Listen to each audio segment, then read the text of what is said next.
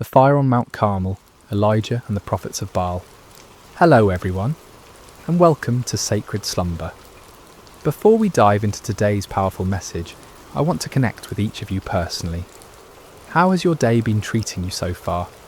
Whether you're watching this in the early morning hours as the sun rises, during your lunch break, in the middle of a busy day, or perhaps late at night when the world has quieted down, I want you to know that this moment we're sharing together is sacred. I'm curious about where you're joining us from today. Are you listening from bustling New York City, the peaceful countryside of Iowa, the sunny beaches of California, or maybe you're tuning in from across the globe in London, Sydney, or somewhere in between?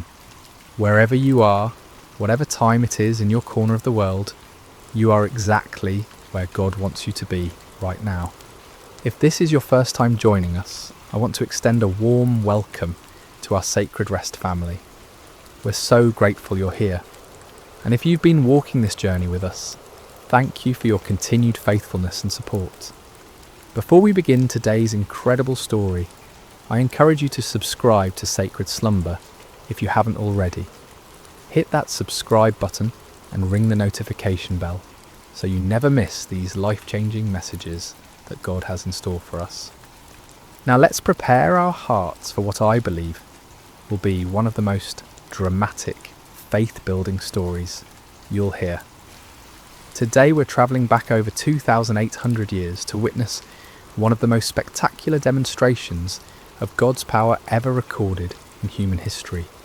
We're going to Mount Carmel in ancient Israel, where one man's faith stood against an entire nation's rebellion, where fire fell from heaven, and where hearts were turned back to the one true God. The fire on Mount Carmel, Elijah and the prophets of Baal. Chapter 1. A nation in spiritual freefall. Picture, if you will, the ancient kingdom of Israel during one of its darkest hours.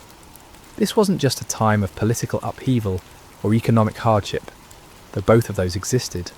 This was a time of complete spiritual catastrophe, a moment when an entire nation had turned its back on the God who had delivered them from slavery in Egypt, who had parted the Red Sea, who had given them the Promised Land.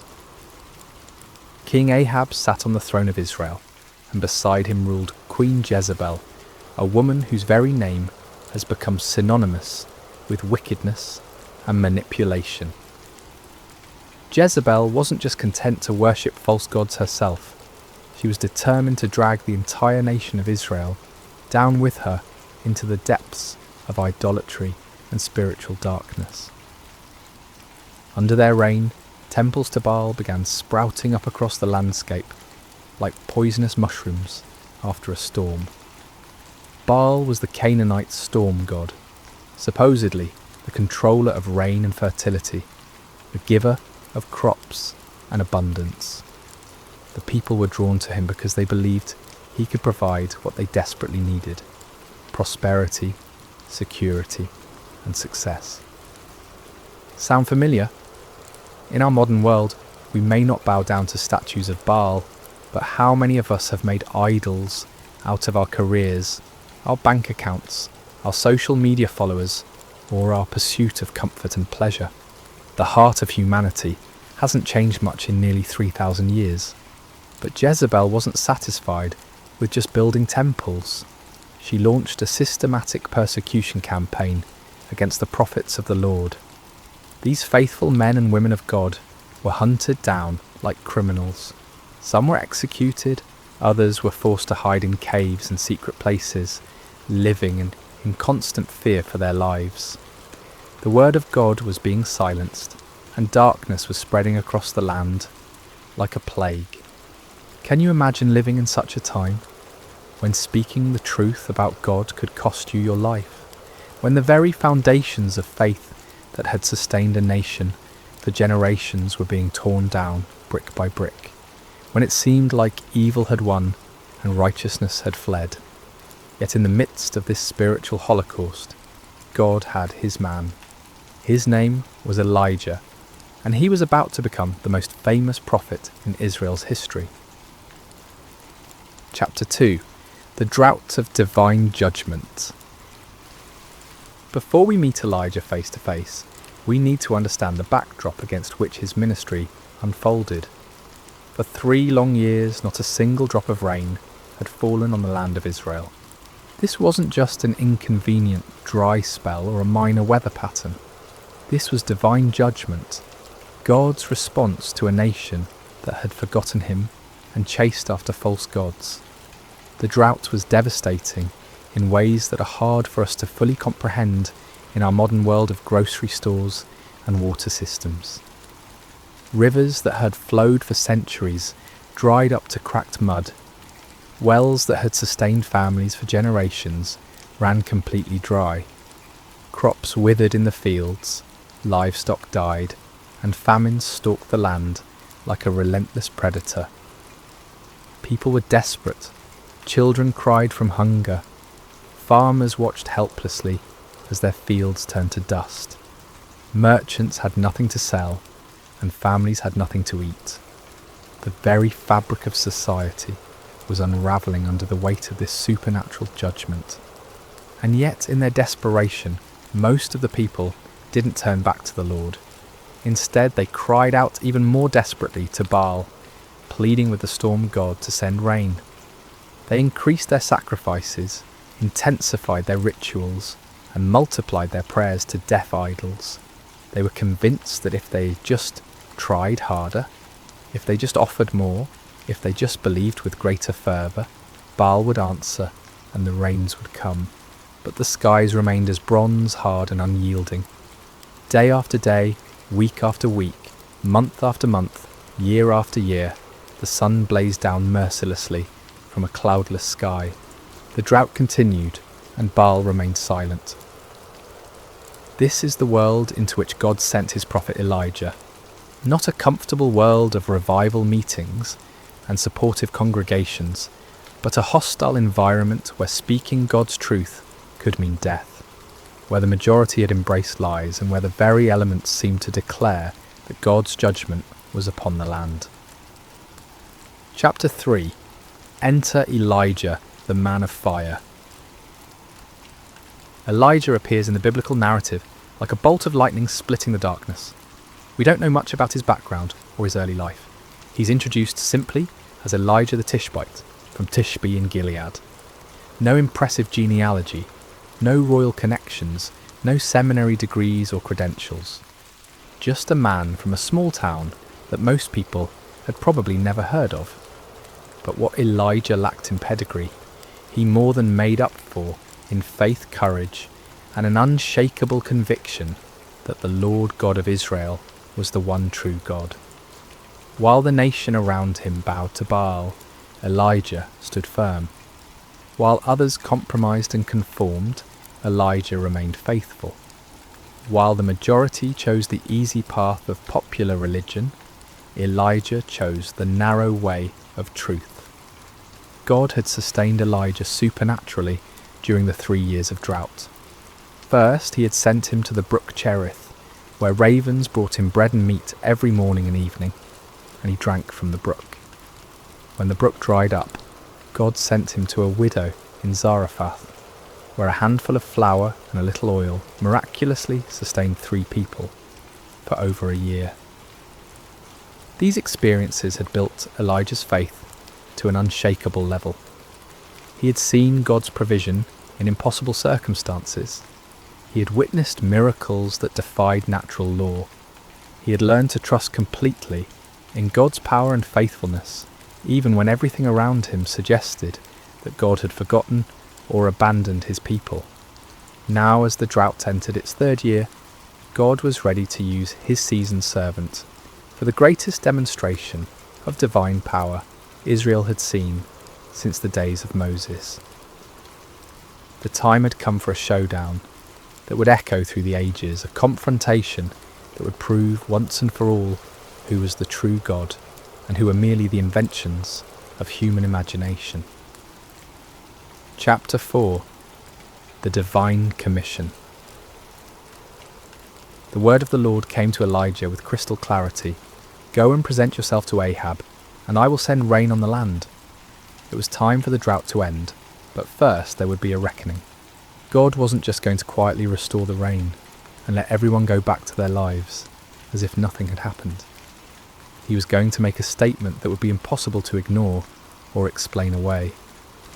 Elijah set out to find King Ahab, but Ahab was already looking for him. The king had been searching throughout his own kingdom and in neighbouring nations, trying to find the prophet he blamed for the drought. When Ahab finally encountered Elijah, his greeting was filled with accusation and anger. "Is that you, you troubler of Israel?" Can you imagine the audacity? Here was a king who had led his nation into idolatry, who had allowed his wife to murder God's prophets, who had built temples to false gods throughout the land, and he had the nerve to call God's faithful prophet a troublemaker. It's a perfect example of how sin blinds us to our own responsibility and causes us to blame others for the consequences of our own choices. But Elijah didn't back down. With the boldness that comes from knowing you're standing on the side of truth, he fired back. "I have not made trouble for Israel, but you and your father's family have. You have abandoned the Lord's commands and have followed the Baals." This wasn't just a theological debate or a polite disagreement about religious preferences. This was a confrontation between the kingdom of God and the kingdom of darkness, between truth and deception, between the power of the Almighty and the impotence of human-made idols. Chapter 5. The challenge issued. Elijah then issued a challenge that would go down in history as one of the most dramatic moments in all of Scripture. "Now summon the people from all over Israel to meet me on Mount Carmel, and bring the 450 prophets of Baal and the 400 prophets of Asherah who eat at Jezebel's table." Mount Carmel was the perfect location for this showdown. Rising about 1,800 feet above sea level, it offered a commanding view of the surrounding countryside and could accommodate the massive crowd that would gather. More importantly, Mount Carmel was considered sacred to Baal worship. The Canaanites believed it was one of Baal's favourite dwelling places. By choosing this location, Elijah was essentially challenging Baal on his home turf. The terms of the contest were elegantly simple. "Get 2 bulls for us. Let Baal's prophets choose one for themselves, and let them cut it into pieces and put it on the wood, but not set fire to it. I will prepare the other bull and put it on the wood, but not set fire to it. Then you call on the name of your God, and I will call on the name of the Lord. The God who answers by fire, he is God." It was brilliant in its simplicity. No complicated rituals, no ambiguous signs that could be interpreted different ways, no room for trickery or deception. Fire from heaven would be the ultimate proof. The God who could send fire to consume the sacrifice would be proven to be the true God. The people's response revealed both their spiritual confusion and their deep hunger for truth. What you say is good. They were tired of the uncertainty, tired of not knowing which God to trust, tired of the drought and the suffering. They wanted a clear answer, and Elijah's challenge offered exactly that. Chapter 6. The prophets of Baal take the stage. As dawn broke over Mount Carmel, an incredible scene began to unfold. Hundreds of prophets of Baal gathered around their altar, dressed in their ceremonial robes, carrying their ritual instruments, confident in their God's ability to answer their call. After all, they outnumbered Elijah 450 to 1. They had the backing of the royal court. They had been the religious establishment for years. Surely their God would not fail them now, especially not on his sacred mountain. They began their ritual early in the morning with great enthusiasm and confidence. "Baal, answer us," they cried, their voices echoing across the mountainside.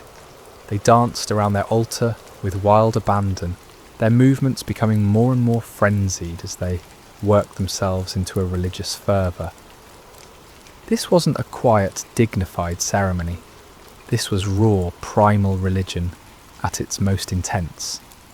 They leaped and shouted, they waved their arms and beat their chests. They called upon their God with every fibre of their being. The sound of their voices, the pounding of their feet, the clashing of their instruments created a cacophony that could be heard for miles around.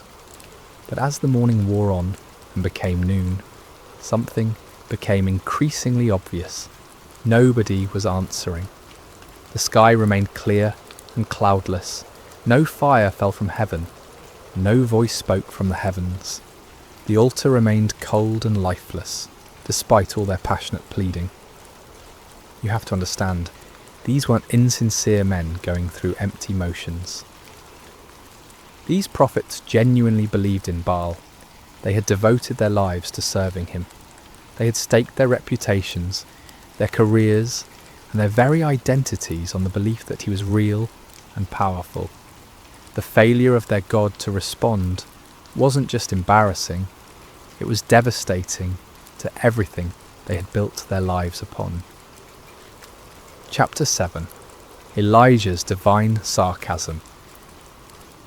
As the noon sun blazed overhead and the prophets of Baal continued their increasingly desperate rituals, Elijah decided it was time for some divine commentary. With a wit that was both cutting and brilliant, he began to mock their futile efforts. "Shout louder! Surely he is a god. Perhaps he is deep in thought, or busy, or travelling. Maybe he is sleeping and must be awakened." Can you imagine the scene? Here's Elijah, one man against 450, calmly watching their frantic efforts and offering helpful suggestions for why their God might not be responding. The sarcasm was devastating because it highlighted the absurdity of their situation. If Baal was truly the almighty storm god they claimed he was, why would he need to be awakened? Why would he be too busy or distracted to answer his devoted followers in their hour of greatest need? But Elijah's mockery served a deeper purpose than just humiliating the false prophets. He was exposing the fundamental weakness of all false gods. They are not truly there. They cannot hear because they have no ears. They cannot speak because they have no voice. They cannot act because they have no power. They are creations of human imagination, given form by human hands, but possessing no divine substance. The prophets of Baal, stung by Elijah's taunts and desperate to prove their God's reality, intensified their efforts to an almost unbelievable degree. They began to cut themselves with swords and spears, following their religious traditions until their blood flowed freely. This wasn't just symbolic, this was literal self-mutilation in the name of religious devotion.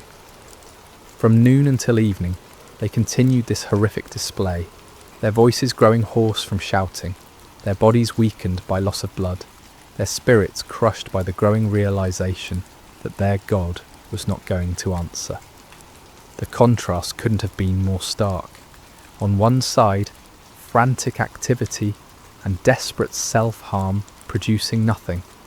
On the other side, one man waiting calmly for his turn, confident in his God's ability to act. Chapter 8. Elijah prepares his altar. As evening approached and the prophets of Baal finally exhausted themselves in defeat, Elijah stepped forward to take his turn. But before he called upon the Lord, he had some important work to do. "Come here to me," he called to all the people. This wasn't going to be a private ceremony or a mystical ritual performed in secret. Everything Elijah was about to do would be in full view of hundreds or perhaps thousands of witnesses. There would be no opportunity for trickery, no possibility of deception, no room for doubt about what actually happened. The first thing Elijah did was repair the altar of the Lord that had been torn down. This altar represented the nation's covenant relationship with God, a relationship that had been broken by years of idolatry and rebellion. By repairing it, Elijah was symbolically calling the nation back to their true identity as God's chosen people. He took 12 stones, one for each of the tribes of Israel, even though the kingdom had been divided for generations. In God's eyes, his people were still one nation, still his chosen ones, still the objects of his covenant love, despite their unfaithfulness. Each stone was a reminder of God's promises to Abraham, Isaac and Jacob, promises that remained in effect despite the people's rebellion. With these 12 stones, Elijah built an altar in the name of the Lord.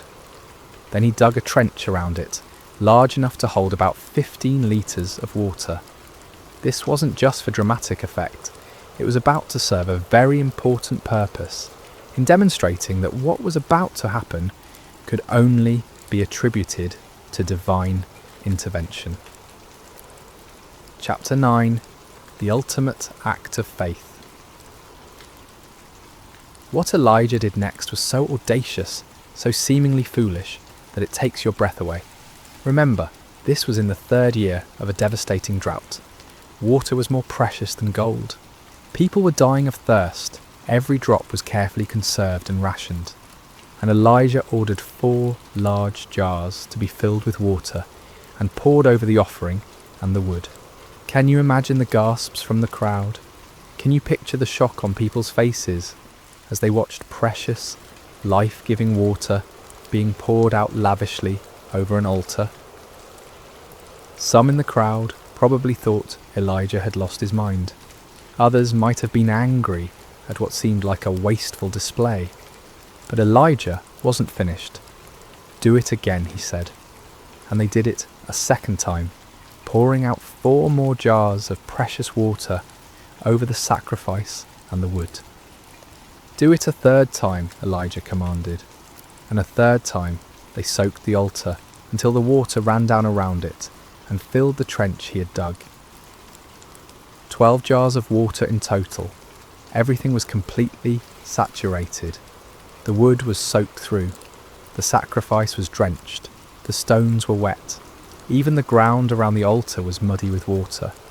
If anyone had been planning to suggest that Elijah had somehow hidden fire or used trickery to ignite his altar, that possibility was now completely eliminated. This act of faith was staggering. Elijah was so confident in God's power that he was willing to make the miracle as difficult as possible. He wasn't just asking God to light dry wood. He was asking him to consume a sacrifice that was literally underwater. He was putting his reputation, his ministry, and his very life on the line, betting everything on God's ability to do the impossible. Chapter 10. The Prayer that Shook Heaven and Earth. As evening approached and the time for the evening sacrifice arrived, Elijah stepped up to the altar he had prepared. The moment had come. Everything led to this point. The drought, the confrontation with Ahab, the challenge to the prophets of Baal, the repair of the altar, the soaking with water, all of it was preparation for this moment when one man would call upon the name of the Lord. But notice what Elijah didn't do. He didn't scream and shout like the prophets of Baal. He didn't dance wildly, or cut himself, or work himself into a frenzy. He didn't perform elaborate rituals, or recite complicated incantations. He simply prayed, and his prayer was a model of faith, simplicity, and complete dependence upon God. "Lord, the God of Abraham, Isaac, and Israel," he began, immediately identifying the God he served not as a local deity or a tribal god, but as the God of the covenant, the God who had made promises to the patriarchs and had been faithful to those promises for generations. "Let it be known today that you are God in Israel, and that I am your servant and have done all these things at your command." This wasn't about Elijah's reputation or glory. This wasn't about proving his own power or wisdom. This was about demonstrating to a watching world that the Lord alone is God, and that Elijah was merely his obedient servant. "Answer me, Lord, answer me, so these people will know that you, Lord, are God, and that you are turning their hearts back again. The purpose of the miracle wasn't to show off or to defeat enemies, but to turn hearts back to God. This was an act of divine love, a desperate attempt to rescue a nation from the spiritual destruction they had brought upon themselves. The prayer was short, simple, and powerful. No theatrical performance, no manipulation of emotions, no attempt to work up faith through human effort. Just a straightforward request from a faithful servant to his all-powerful God. Chapter 11. Fire falls from heaven. What happened next has never been equalled in human history. The response to Elijah's prayer was immediate, dramatic, and absolutely unmistakable. Fire fell from heaven. Not a small flame that gradually grew, not a spark that ignited the wood, not a natural phenomenon that could be explained by meteorology or chemistry. This was supernatural fire, divine fire, holy fire that blazed down from the throne of God himself. And this fire didn't just consume the sacrifice, it didn't just burn up the wood, it consumed everything. The offering was instantly vaporized. The wood disappeared in a flash. The 12 stones that Elijah had so carefully arranged were completely consumed. Even the soil around the altar was burned up. The water in the trench, all those precious gallons that had been poured out, was licked up by the divine flames as if it had never been there. The heat must have been incredible. The light must have been blinding. The sound must have been like thunder echoing across the mountainside. Everyone watching would have felt the power of God in a way that shook them to their very core. This wasn't just a miracle, it was a demonstration of absolute divine authority. God was making a statement that could not be ignored, denied, or explained away. He was declaring to Israel, to the prophets of Baal, to King Ahab and Queen Jezebel, and to everyone watching, that he alone is God, that he alone has power over the elements, and that he alone deserves worship and obedience. Chapter 12. The people's response. When the people saw the fire fall from heaven and consume everything on the altar, their response was immediate and overwhelming. They fell prostrate on the ground, not just kneeling, but face down in the dirt, overwhelmed by the presence and power of the Almighty God. And they cried out in unison, "The Lord, He is God! The Lord, He is God!" Think about what this meant. Many of these same people had been worshipping Baal just hours before. They had been convinced that the storm god was real and powerful.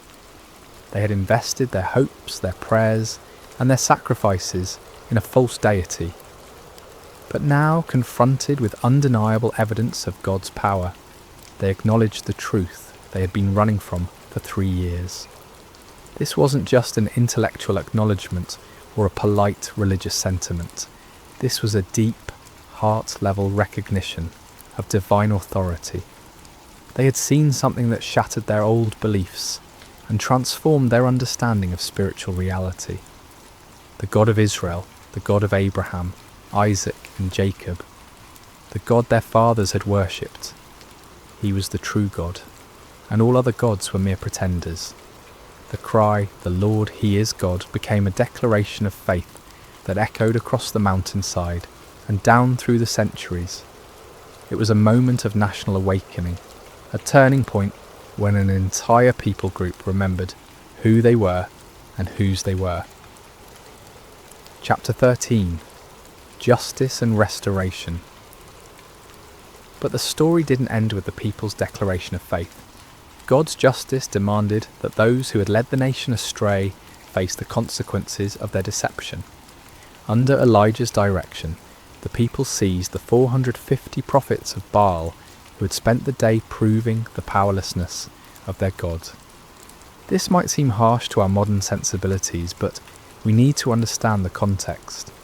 These men had been leading an entire nation away from the true God. They had been accomplices in the persecution and murder of God's true prophets. They had been teaching lies in the name of religion. deceiving people who were desperately seeking spiritual truth. Their deception had contributed to the spiritual darkness that had brought God's judgment upon the land. Justice was swift and final. All 450 prophets of Baal were executed, removing the source of false teaching that had poisoned the nation's spiritual life. With the false prophets dealt with and the people's hearts turned back to God, it was time for the next phase of God's plan, the restoration of his blessing upon the land. Chapter 14. The sound of abundant rain. Elijah said to Ahab, "Go, eat and drink, for there is the sound of a heavy rain." This statement is remarkable for several reasons. First, there wasn't a cloud in the sky. The weather conditions were identical to what they had been for 3 years. Hot, dry, and utterly cloudless. But Elijah had the faith to hear the sound of rain that existed only in the promise of God. This is the kind of faith that sees the invisible and hears the inaudible. Elijah wasn't looking at circumstances or relying on weather forecasts. He was trusting in the word of God, who had promised to send rain upon the land. While Ahab went to eat and drink, Elijah climbed to the top of Mount Carmel and threw himself down on the ground in prayer. This wasn't a casual request or a polite religious ritual. This was intense, fervent prayer from a man who understood that he was participating in God's plan to restore his people. 7 times Elijah sent his servant to look toward the sea for signs of rain. 6 times the servant returned with the same report. There is nothing there. But Elijah didn't give up. He didn't doubt God's promise or question his own faith. He kept praying, kept believing, kept expecting God to fulfill his word. On the 7th time, the servant returned with different news. A cloud as small as a man's hand is rising from the sea. To most people, a tiny cloud on the horizon wouldn't seem significant, especially after 3 years of drought. But to the eyes of faith, that small cloud was the beginning of God's abundant provision. Elijah immediately told his servant to run to Ahab with this message: "Hitch up your chariot and go down before the rain stops you." Chapter 15. The Storm of Restoration. What followed was one of the most dramatic weather changes in recorded history. The tiny cloud that had appeared on the horizon quickly grew and multiplied. The sky, which had been clear blue for 3 years, suddenly turned black with storm clouds. The wind began to blow with increasing intensity, and then the rain began to fall. But this wasn't a gentle shower or a light drizzle. This was a torrential downpour, a deluge that made up for 3 years of drought in a matter of hours. The rain came down in sheets so heavy that visibility was reduced to just a few feet. The ground, which had been hard as concrete from years of drought, couldn't absorb the water fast enough, and soon rivers of rainwater were flowing down every hillside and through every valley. It was as if God was saying, "You thought I had forgotten how to send rain? You believed that Baal was the god of storms? Let me show you what real divine power looks like." The storm was so intense that King Ahab, travelling in his royal chariot, had difficulty making the journey back to his palace in Jezreel. But here's one of the most amazing details of the entire story. The power of the Lord came on Elijah, and tucking his cloak into his belt, he ran ahead of Ahab's chariot all the way to Jezreel. Picture this scene. A middle-aged prophet who had just spent an entire day in intense spiritual warfare, who had just called down fire from heaven and orchestrated the execution of 450 false prophets who had just prayed intensely for rain. This same man was given supernatural strength to outrun a horse-drawn chariot for about 17 miles through a driving rainstorm. This wasn't natural human endurance. This was divine empowerment, God's way of putting an exclamation point on the entire day's events. Even in the storm, even in the exhaustion that should have followed such an intense spiritual battle, God's power was sufficient to carry his faithful servant. Chapter 16. Lessons for today. The story of Elijah on Mount Carmel is far more than just an exciting historical account. It's a template for understanding how God works in our world today and how he calls each of us to live lives of faith and courage. First, we see the power of standing alone for truth. Elijah was outnumbered 450 to 1, but he wasn't really alone because God was with him. In our culture today, it often feels like those who stand for biblical truth are vastly outnumbered by those who have embraced the false gods of our age. Materialism, relativism, hedonism, and secular humanism. But numbers don't determine truth, and God's power isn't limited by human statistics. Second, we learn that false gods will always disappoint. The prophets of Baal cried out to their God from morning until evening, but he never answered because he wasn't real. Today's false gods, money, success, pleasure, power, technology, entertainment, promise fulfillment, but can never deliver on their promises. Only the true God can satisfy the deepest longings of the human heart. Third, we see that God often chooses to work through ordinary people who have extraordinary faith. Elijah wasn't from a prominent family or an influential background. He was just a man who believed God and was willing to stake everything on that belief. God is still looking for such people today, men and women who will trust him completely and obey him fully, regardless of the circumstances or the opposition. Fourth, we learn the importance of prayer in the life of faith. Elijah's prayer was simple but powerful because it was offered in complete faith and alignment with God's will. He wasn't trying to manipulate God or impress people. He was simply communicating with his heavenly Father and trusting him to act according to his promises. Fifth, we see that God's miracles often come after periods of preparation and testing. The 3 years of drought weren't just punishment for sin, they were preparation for a miracle. God was setting the stage for a demonstration of his power that would be undeniable and unforgettable.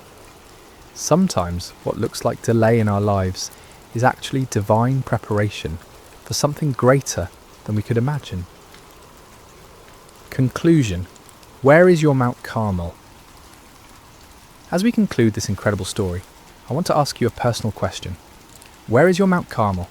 What situation in your life is calling for a clear demonstration of God's power and faithfulness? What false gods have you been trusting instead of the one true God?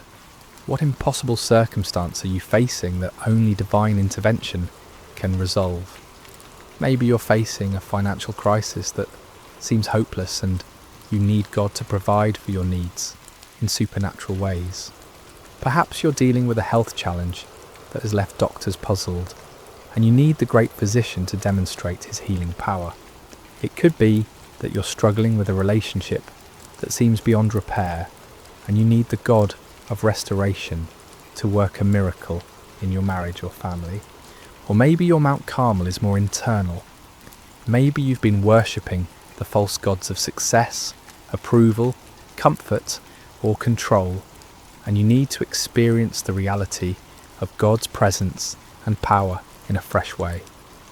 Maybe you've been trying to live the Christian life in your own strength, and you need to discover what it means to depend completely on God's power rather than your own abilities. The same God who answered Elijah's prayer with fire from heaven is still on the throne today.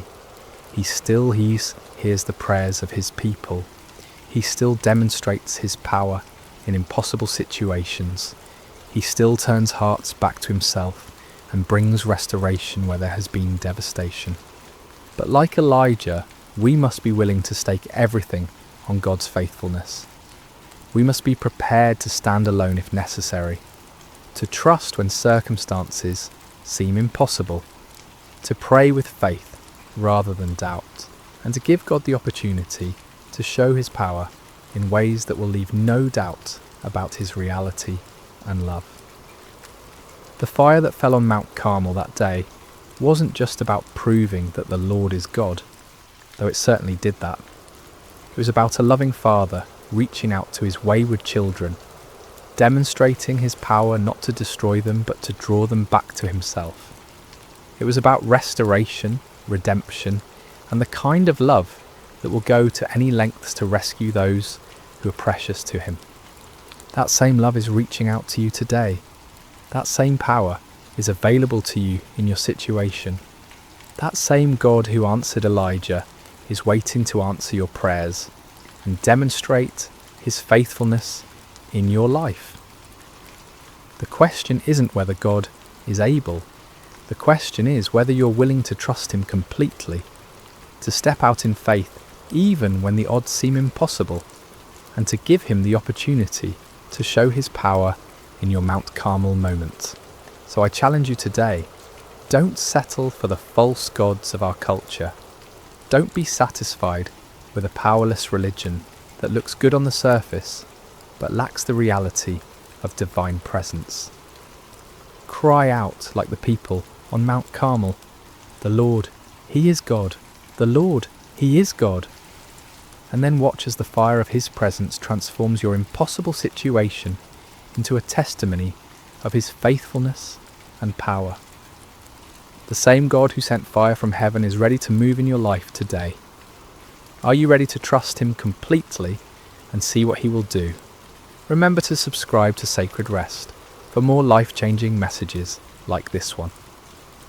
Until next time, may you know the reality of God's presence and power in every area of your life. God bless you. Hello there, dear listeners. Before we begin tonight's tale, I hope your day has treated you kindly, wherever you may be in this vast world of ours. Perhaps it's evening where you are, or maybe the quiet hours of early morning have found you seeking rest. Whether you're listening from bustling cities or peaceful countryside, from mountain peaks or seaside shores, know that you're welcome here in this sacred space we've created together. If you find comfort in these stories, please consider subscribing to Sacred Slumber, where we gather each night to explore the timeless truths that have guided humanity through the ages. Tonight, we journey back through the mists of time to ancient Babylon, to a night when the very finger of the divine wrote upon palace walls, and an empire learned that no earthly power stands beyond the reach of heaven's justice. The year was 539, before the Common Era, and the great city of Babylon sprawled along the banks of the Euphrates River like a jewel cast upon the earth. Within its towering walls, the hanging gardens cascaded in verdant terraces. The Tower of Babel reached toward the heavens, and the palace of King Belshazzar gleamed with the accumulated wealth of conquered nations. On this particular evening, as the sun painted the western sky in shades of gold and crimson, the palace hummed with preparation for a feast unlike any other. Servants scurried through corridors lined with glazed brick murals depicting lions and dragons, carrying platters of delicacies from every corner of the known world. The finest wines from the hills of Judah, exotic spices from distant India, and fruits that glistened like precious stones filled the tables. King Belshazzar, grandson of the great Nebuchadnezzar, had spared no expense. The banquet hall stretched vast as a temple, its ceiling supported by columns carved from single blocks of marble, each one telling the story of Babylonian conquest and glory. Golden lamps suspended on silver chains cast dancing shadows across walls adorned with tapestries, depicting the gods of Babylon in all their imagined splendour. Yet beyond the palace walls, unseen by the revellers within, the armies of Cyrus the Persian stretched across the horizon like a dark sea. For months they had laid siege to the great city, but Babylon's walls had never been breached, her gates never forced. The Babylonians had grown complacent in their strength, confident that their city was impregnable, their empire eternal. As night fell and torches blazed to life throughout the city, 1,000 noble guests made their way through the palace gates. They came dressed in silk and purple, adorned with gold and precious stones, their laughter echoing through the corridors as they anticipated the evening's pleasures. The sound of lyres and flutes drifted through the warm air, mingling with the voices of singers whose melodies spoke of victory and endless prosperity. King Belshazzar himself appeared resplendent in robes of deepest blue, a golden crown upon his brow, rings flashing on his fingers as he gestured grandly to his guests. He was a man in the prime of life, his beard oiled and perfumed, his eyes bright with wine and confidence. This night, he had declared, would be remembered for generations as the greatest feast Babylon had ever witnessed. But even as the celebration reached its crescendo, even as the wine flowed like water and the music swelled to fill every corner of the vast hall, dark currents moved beneath the surface of the evening's joy. For this was not merely a feast, but an act of defiance against the very heavens themselves. As the evening wore on, and the wine loosened tongues and lowered inhibitions, King Belshazzar rose from his golden throne, swaying slightly as he surveyed the sea of faces before him. The hall fell gradually silent, 1,000 conversations dying away as all eyes turned toward their sovereign. In the flickering lamplight, his face bore an expression of cruel amusement, as if he harboured some secret that would shock and delight his guests. "My lords and ladies," he called out, his voice carrying easily across the vast space, "tonight we celebrate not merely the glory of Babylon, but the supremacy of our gods over all the earth. We have conquered nations, we have humbled kings, and we have taken the treasures of their temples as trophies of our victories." A murmur of approval rippled through the crowd. Many of the nobles present had been part of those conquests, had seen the wealth of distant lands flow into Babylon's coffers. They raised their goblets in salute, the wine within glinting like liquid rubies in the torchlight. But Belshazzar was not finished. His eyes gleamed with a dangerous light as he continued, "Yet there is one treasure, taken from one temple, that we have never properly honoured. Tonight that changes." He clapped his hands, and servants appeared as if from nowhere, carrying between them objects that made the assembled nobles gasp in recognition and wonder. These were vessels of pure gold and silver, wrought with such exquisite craftsmanship that they seemed to glow within a light. Cups and bowls, pitchers and goblets, each one a masterpiece of the metalworker's art. These were the sacred vessels of Solomon's temple in Jerusalem, taken by Nebuchadnezzar when he conquered that holy city decades before. They had been stored away in the temple of Marduk, treated with the respectful caution due to objects sacred to another people's god. But tonight, under the influence of wine and the intoxication of power, Belshazzar had decided to make them part of his feast. "Behold," the king proclaimed, lifting one of the golden goblets high above his head, "the vessels of the God of the Jews, who could not protect his own temple from our armies, whose people even now languish in exile throughout our empire. Tonight we drink from these cups and show all the world which gods truly hold dominion over the earth." The crowd erupted in cheers and applause, though some of the older nobles shifted uncomfortably in their seats. They remembered the strange stories told about the Hebrew God, the plagues that had befallen Egypt, the walls of Jericho falling at the blast of trumpets.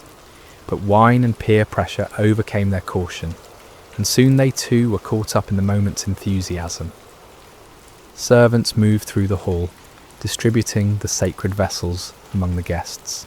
Belshazzar himself took the largest of the golden goblets, a magnificent piece that had once held wine, blessed by the priests of the Most High God.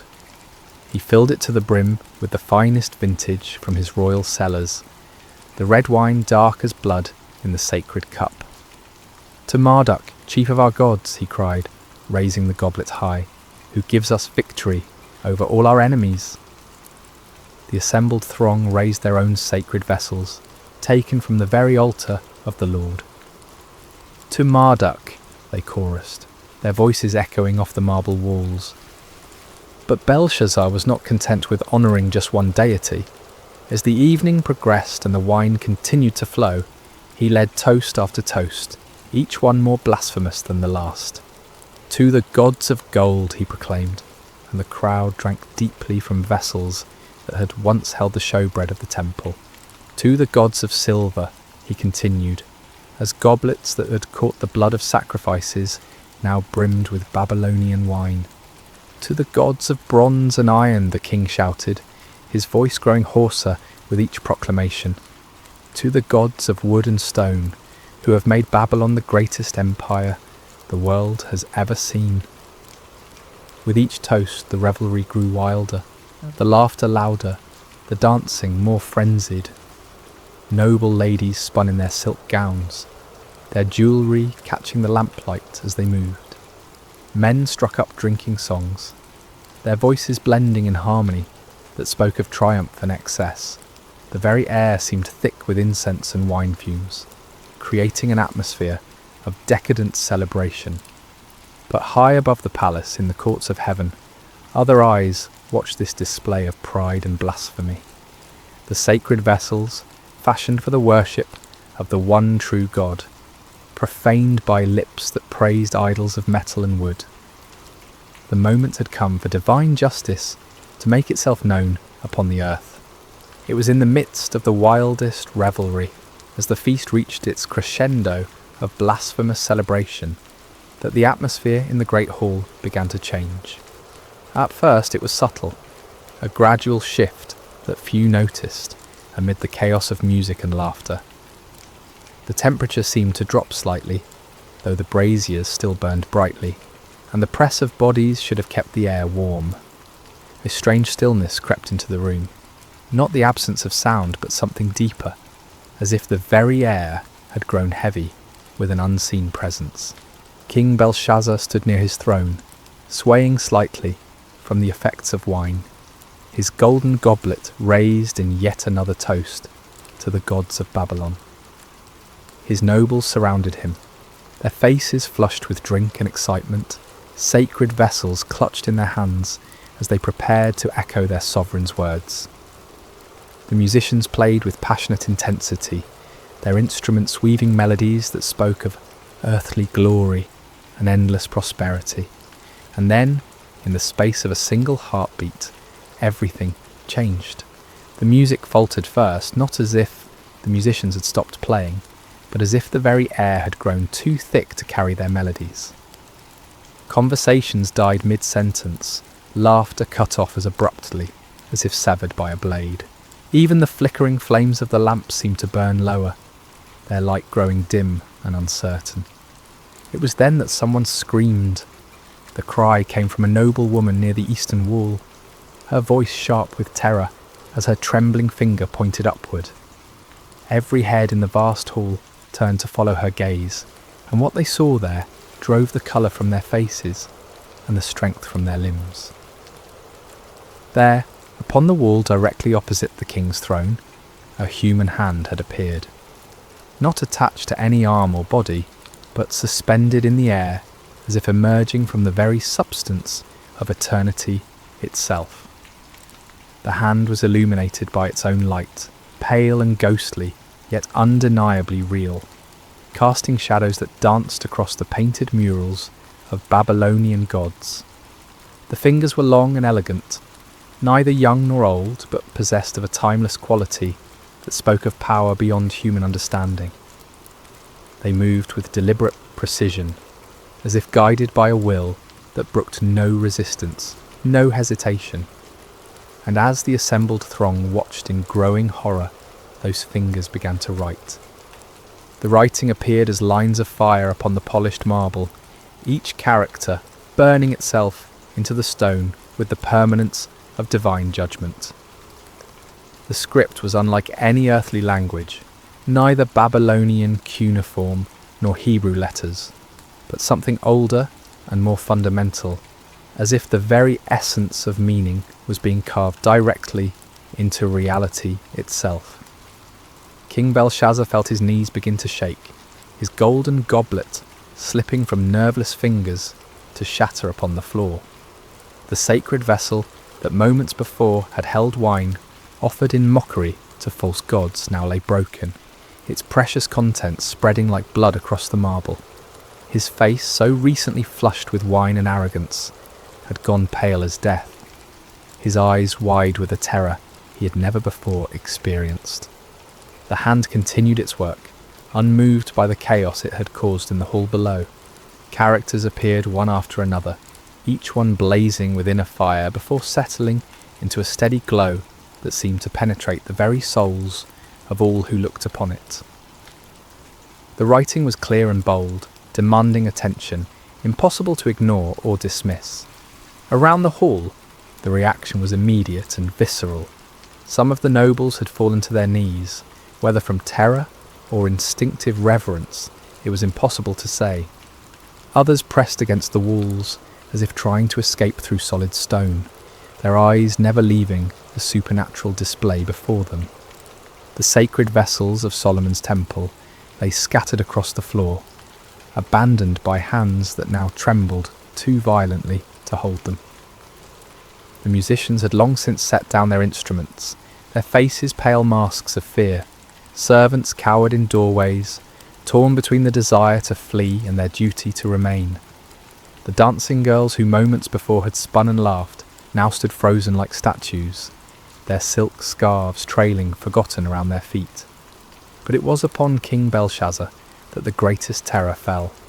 As the ruler who had ordered the profanation of the sacred vessels, as the one who had led the blasphemous toasts, he felt the weight of divine displeasure focusing upon him like the heat of a burning glass.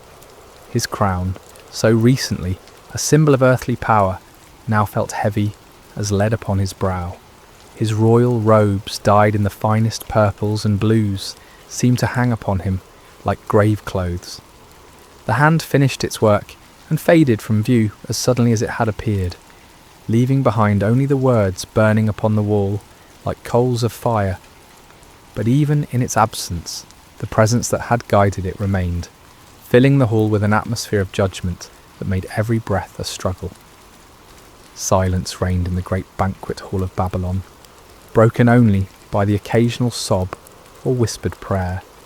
The greatest feast in the empire's history had become a scene of terror and divine revelation, and upon the wall, where gods and heroes had been painted in their imagined glory, 4 words now blazed with the fire of heaven's judgment.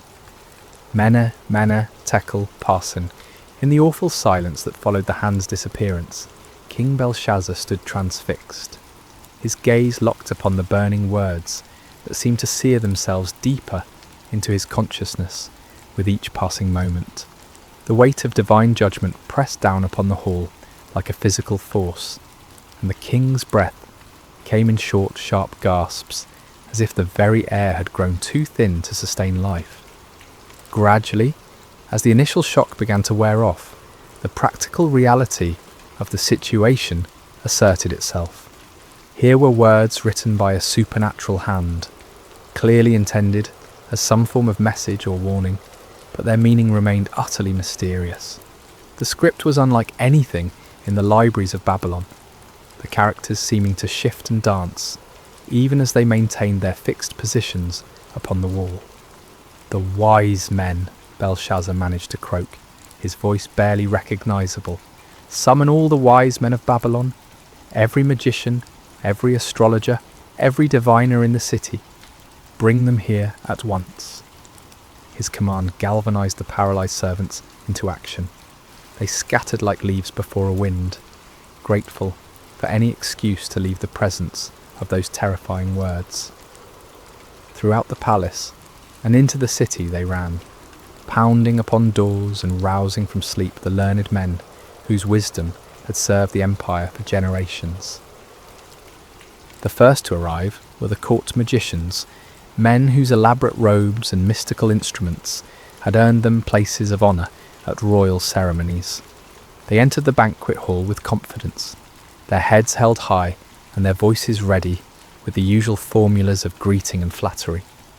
But one look at the writing upon the wall, one glimpse of those characters that seemed to burn within a fire, and their confidence evaporated like mist before the sun. They approached the wall cautiously, their heads tilted at various angles as they studied the mysterious script.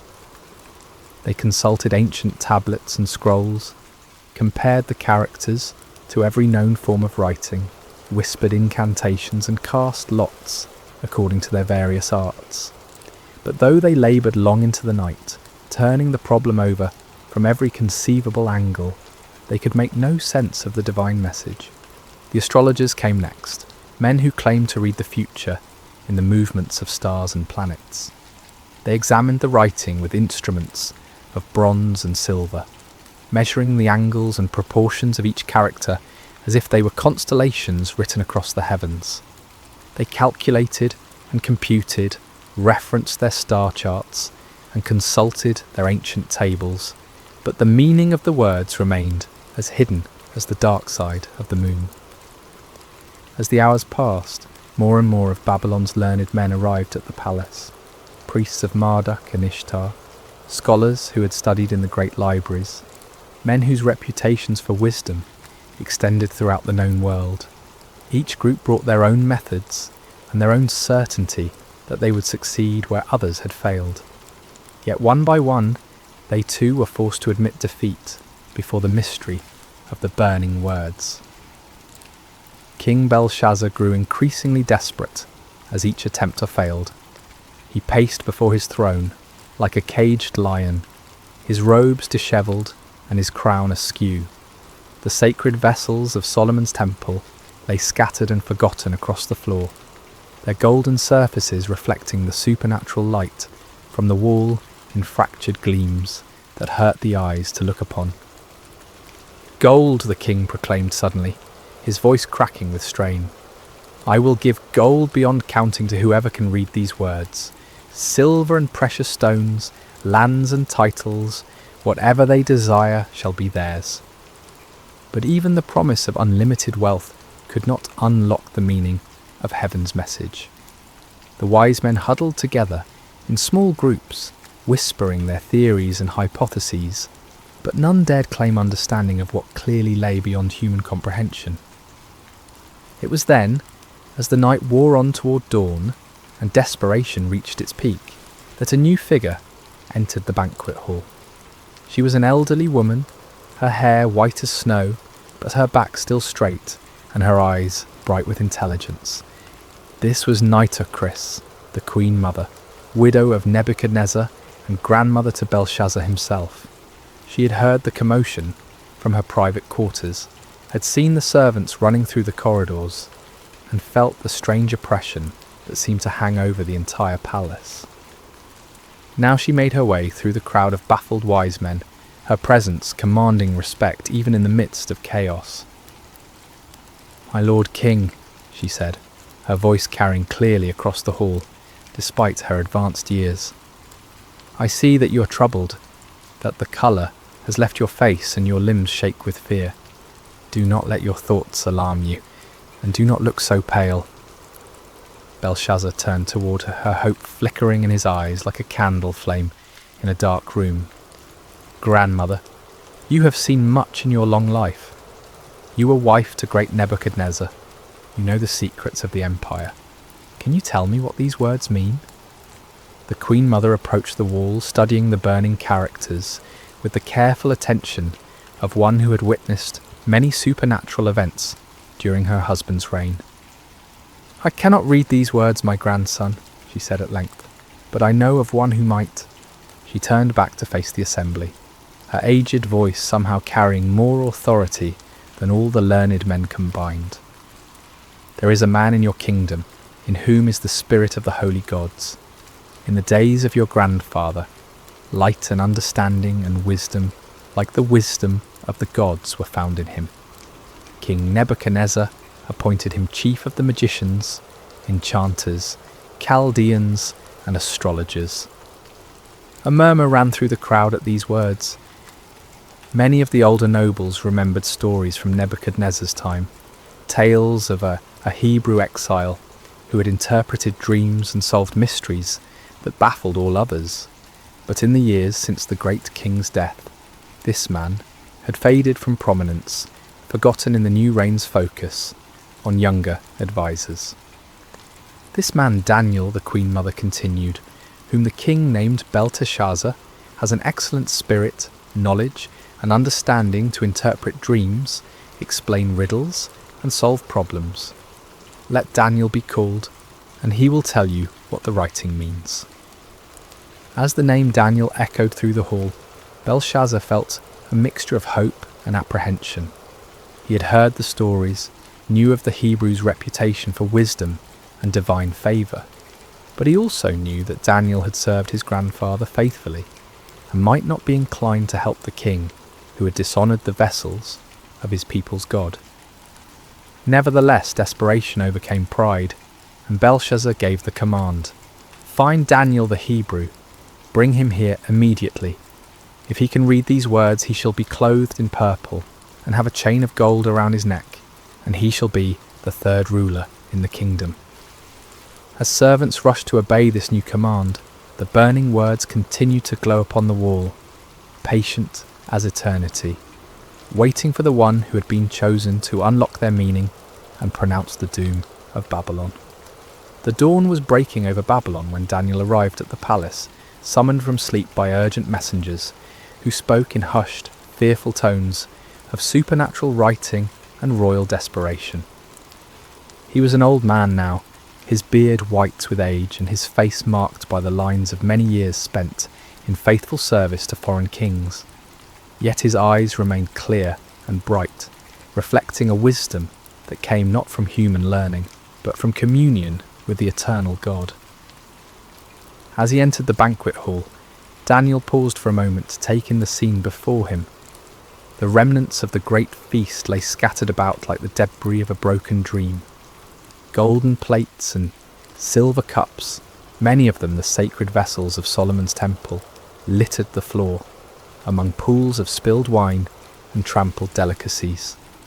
The nobles who had revelled so wildly just hours before now stood in small frightened groups, their fine clothes dishevelled and their faces pale with terror.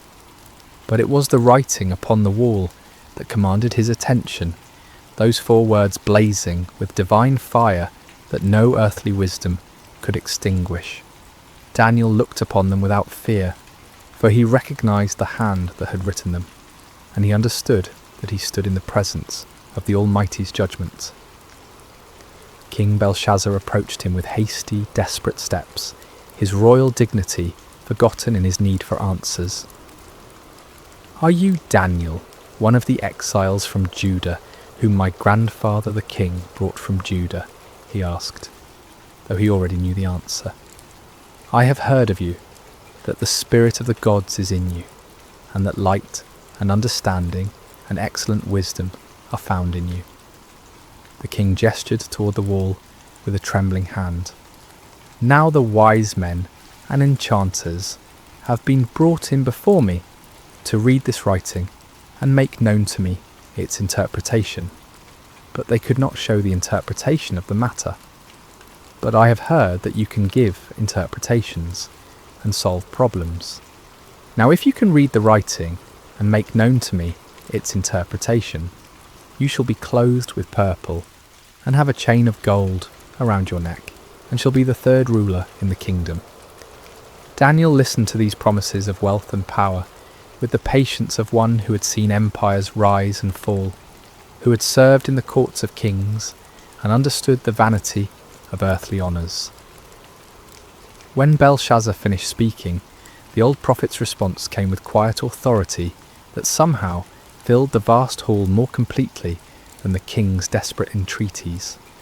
"Let your gifts be for yourself, and give your rewards to another," Daniel said, his voice calm and steady in the face of royal panic. "Nevertheless, I will read the writing to the king and make known to him the interpretation."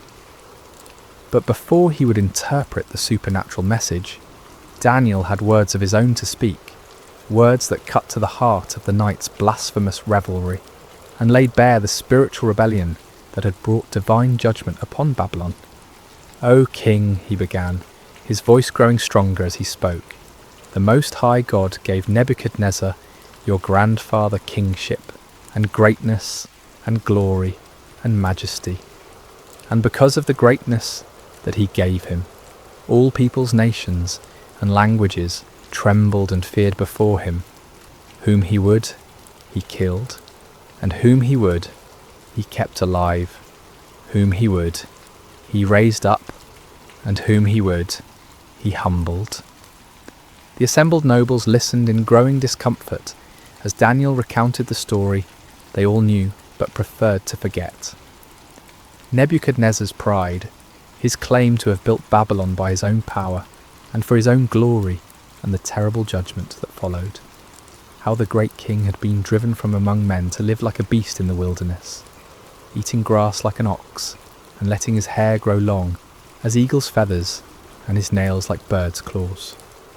But when his heart was lifted up, and his spirit was hardened so that he dealt proudly, Daniel continued, his eyes never leaving Belshazzar's face, he was brought down from his kingly throne, and his glory was taken from him. He was driven from among the children of mankind, and his mind was made like that of a beast, and his dwelling was with the wild donkeys. He was fed grass like an ox, and his body was wet with the dew of heaven, until he knew that the Most High God rules the kingdom of mankind, and sets over it whom he will. The silence in the hall was absolute as Daniel paused, letting the weight of his words sink into the hearts of all who heard them. Then, with the authority of one who spoke for the God of heaven, he delivered his devastating rebuke. "And you, his son, Belshazzar, have not humbled your heart, though you knew all this," he declared, his voice now ringing with prophetic power. "But you have lifted up yourself against the Lord of heaven, and the vessels of his house have been brought in before you, and you and your lords, your wives, and your concubines have drunk wine from them. And you have praised the gods of silver and gold, of bronze, iron, wood and stone, which do not see or hear or know, but the God in whose hand is your breath, and whose are all your ways you have not honoured."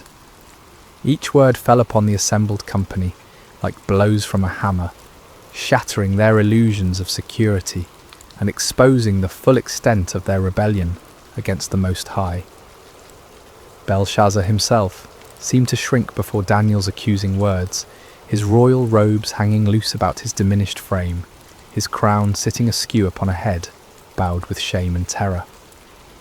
The sacred vessels lay scattered around the hall, like silent witnesses to the truth of Daniel's words. These cups and bowls, crafted for the worship of the one true God, had been defiled by lips that praised idols of metal and stone. The wine that had flowed so freely in blasphemous toasts now seemed to accuse those who had drunk it, its red stains upon the marble floor, like drops of blood that cried out for justice. Then from his presence the hand was sent, Daniel concluded, pointing toward the burning words upon the wall, and this writing was inscribed. The hall remained wrapped in profound silence, as all waited to hear the interpretation that would seal Babylon's fate. The wise men who had laboured through the night stood humbled before this Hebrew exile who had succeeded where they had failed. The nobles who had revelled in their blasphemy now cowered before the prospect of divine judgment. And King Belshazzar, who had thought himself secure in his power, waited to hear the doom that had been written by the finger of God upon his palace wall. Daniel turned from the cowering king to face the wall where the divine words blazed with undiminished fire. The characters seemed to pulse within a light, each one carrying the weight of heaven's judgment and the certainty of prophetic fulfillment. In the profound silence of the great hall, the aged prophet lifted his voice and began to speak the words that would seal the fate of the Babylonian Empire. "And this is the writing that was inscribed," Daniel announced, his voice carrying to every corner of the vast space. "Many, many, tekel, and parsin. He paused, allowing the strange words to echo through the hall, their sounds somehow both foreign and familiar, like a half-remembered dream that carries portents of future sorrow. The assembled nobles leaned forward despite their fear, desperate to understand the message that had struck such terror into their hearts. "This is the interpretation of the matter," Daniel continued, his aged voice gaining strength as he spoke for the God of heaven. "Mene, God has numbered the days of your kingdom and brought it to an end." The first word fell upon the assembly like a death sentence. Here was the divine accountant taking inventory of Belshazzar's reign, counting each day of blasphemy and rebellion, each moment of pride and defiance against the Most High. The king's face went even paler, if such a thing were possible, and several of the nobles gasped aloud at the finality of the pronouncement. But Daniel was not finished. The second judgment followed hard upon the first, each word a hammer blow against the foundations of Babylonian pride.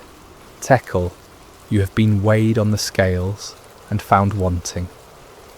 Here was the divine judge placing Belshazzar's reign, his character, his very soul, upon the perfect scales of heaven's justice. And the verdict was damning beyond appeal.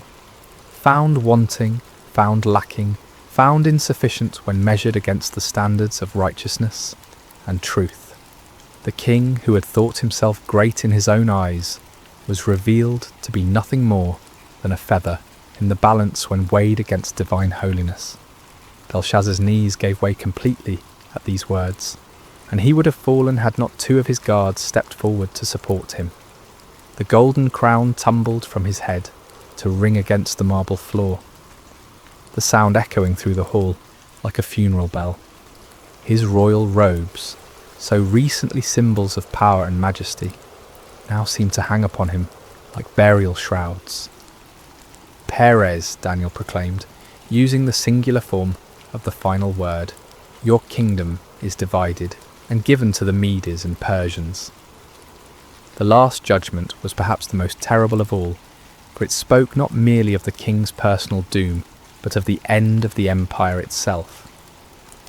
Babylon, the golden head of Nebuchadnezzar's dream, the city that had ruled the world with rod of iron, was to be divided like a carcass among its enemies. The Medes and Persians, even now camped outside the city walls, would soon walk through its gates as conquerors and claim its treasures as their own. A wail of despair went up from some of the assembled nobles as the full weight of the prophecy struck home. They had thought themselves secure behind Babylon's mighty walls, protected by their gods and their armies from any earthly threat. But now they understood that their true enemy was not the Persian host outside their gates, but the God of heaven himself, against whom no wall could stand and no army could prevail. Daniel stood unmoved amid the chaos of fear and lamentation, his weathered face reflecting the sorrow of one who took no pleasure in the pronouncement of judgment, yet understood its necessity. He had served this empire faithfully for decades, had helped to interpret its dreams and solve its mysteries, but he had also watched its gradual descent into pride and blasphemy, its increasing defiance of the God who held its breath in his hands. "The Most High God rules in the kingdom of men," he said, his voice cutting through the din of panic and despair. "He removes kings and sets up kings. He gives wisdom to the wise and knowledge to those who have understanding. He reveals deep and hidden things. He knows what is in the darkness, and the light dwells with him."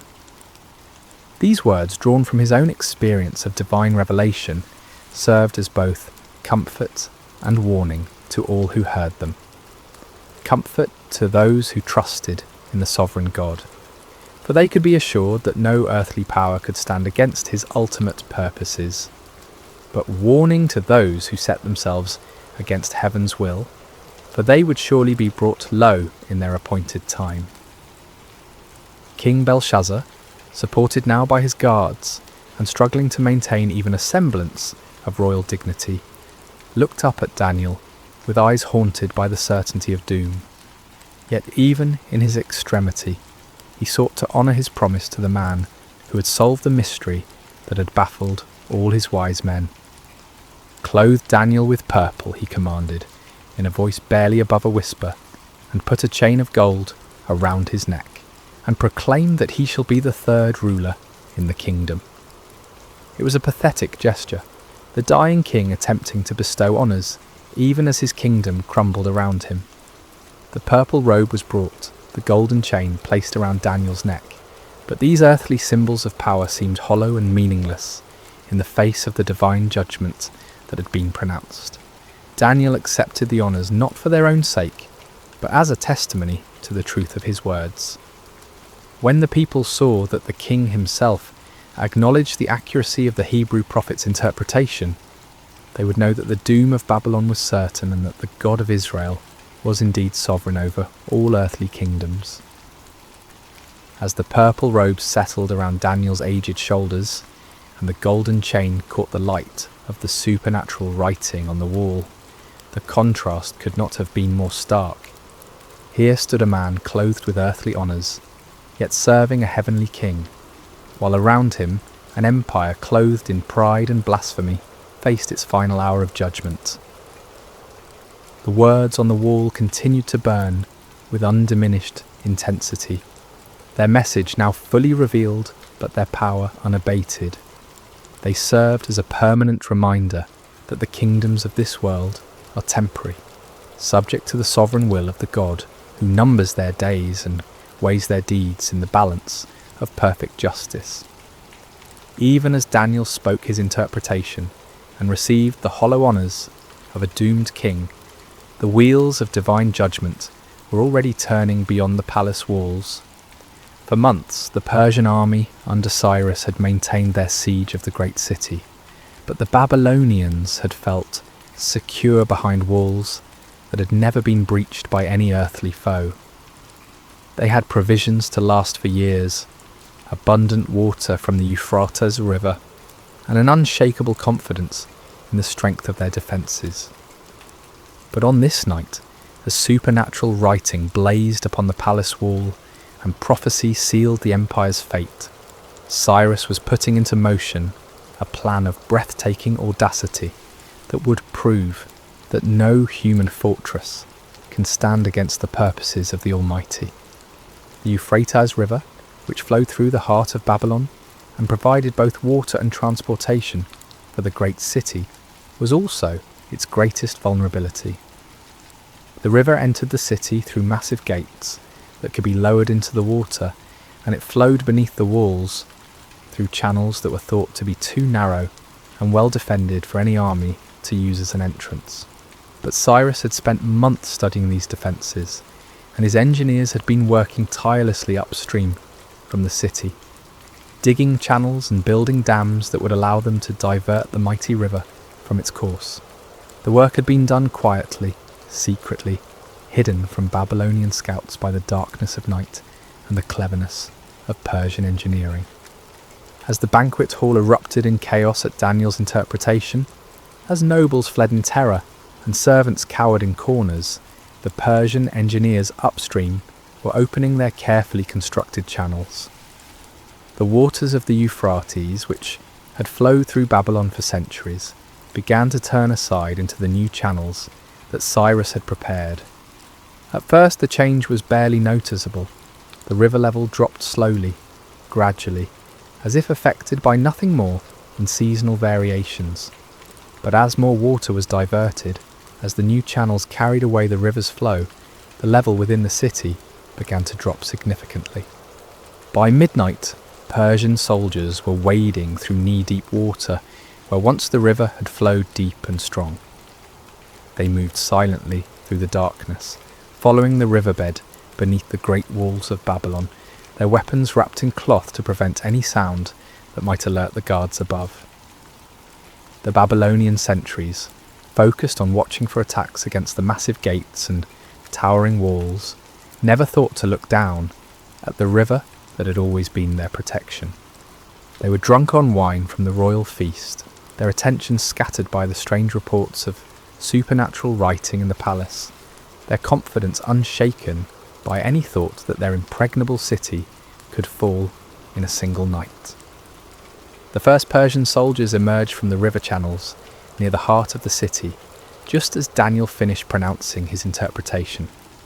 While the prophet spoke of kingdoms divided and given to the Medes and Persians, those very conquerors were already inside Babylon's walls, moving swiftly through streets where citizens slept peacefully, unaware that their empire was breathing its last.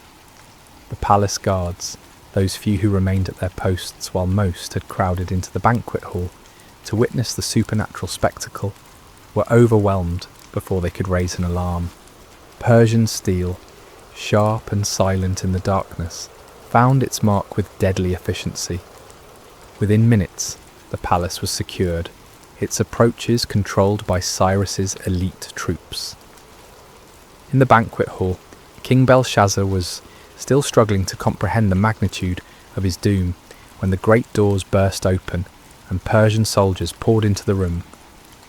The nobles, already terrified by the supernatural writing and Daniel's interpretation, now faced the earthly fulfillment of heaven's judgment.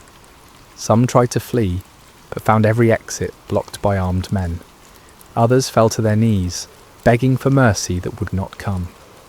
The sacred vessels of Solomon's temple, scattered across the floor where they had been dropped in blasphemous revelry, now reflected the gleam of Persian bronze and steel in their golden surfaces. Belshazzar himself stood frozen for a moment, the weight of prophecy and the reality of conquest crashing together in his mind like colliding worlds. The writing on the wall blazed with undiminished fire, its message now fulfilled before his very eyes. The Medes and Persians had indeed inherited his kingdom, just as the divine hand had written and Daniel had interpreted. The end came swiftly. Persian soldiers, their orders clear and their duty unwavering, moved through the hall with grim efficiency. King Belshazzar, the ruler who had mocked the God of heaven and profaned his holy vessels, fell beneath Persian swords before the night was through. The golden crown that had tumbled from his head lay forgotten on the marble floor, while his blood mingled with the spilled wine from the sacred goblets. Throughout the great city, the same scene was repeated. Persian forces, having entered through the river channels, swept through Babylon like an irresistible tide. The gates were opened from within, the walls manned by conquerors rather than defenders, the mighty empire brought to its knees in a single night of divine judgment. By dawn, Cyrus's standards flew from the towers of Babylon, and Darius the Mede had been installed as the new ruler of the greatest city in the world. The empire that had seemed eternal, the walls that had appeared impregnable, the power that had dominated the known world for generations, all had fallen before the sovereign will of the God who rules in the kingdoms of men. As the sun rose over conquered Babylon, painting the great city in shades of gold and crimson that seemed somehow fitting for its fall, Daniel stood again before the wall where the supernatural writing continued to glow with divine fire. The banquet hall was empty now, save for the debris of the feast and the silent testimony of judgment fulfilled. Mina, Tekel, Parsin, the words that had sealed an empire's fate, now served as an eternal reminder of truths that transcend the rise and fall of earthly kingdoms. God had indeed numbered the days of Belshazzar's reign and brought it to an end. The king had been weighed in heaven's perfect scales and found wanting. The kingdom had been divided and given to the Medes and Persians, just as the supernatural hand had written and the faithful prophet had interpreted. The sacred vessels of Solomon's temple, once profaned by blasphemous lips, would soon be restored to their proper place of honour. Under Cyrus's benevolent rule, the Jewish exiles would be free to return to Jerusalem and rebuild their temple, carrying with them the golden cups and silver bowls that had witnessed both the depths of human pride and the certainty of divine justice. Daniel himself, now clothed in the purple of a dying empire, yet serving the eternal kingdom of heaven, had once again demonstrated that those who trust in the Most High God will never be disappointed.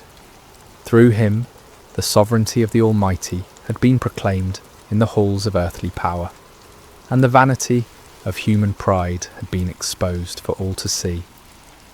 The lesson of that terrible night echoes through the corridors of history, speaking to every generation that dares to lift itself up against the Lord of heaven.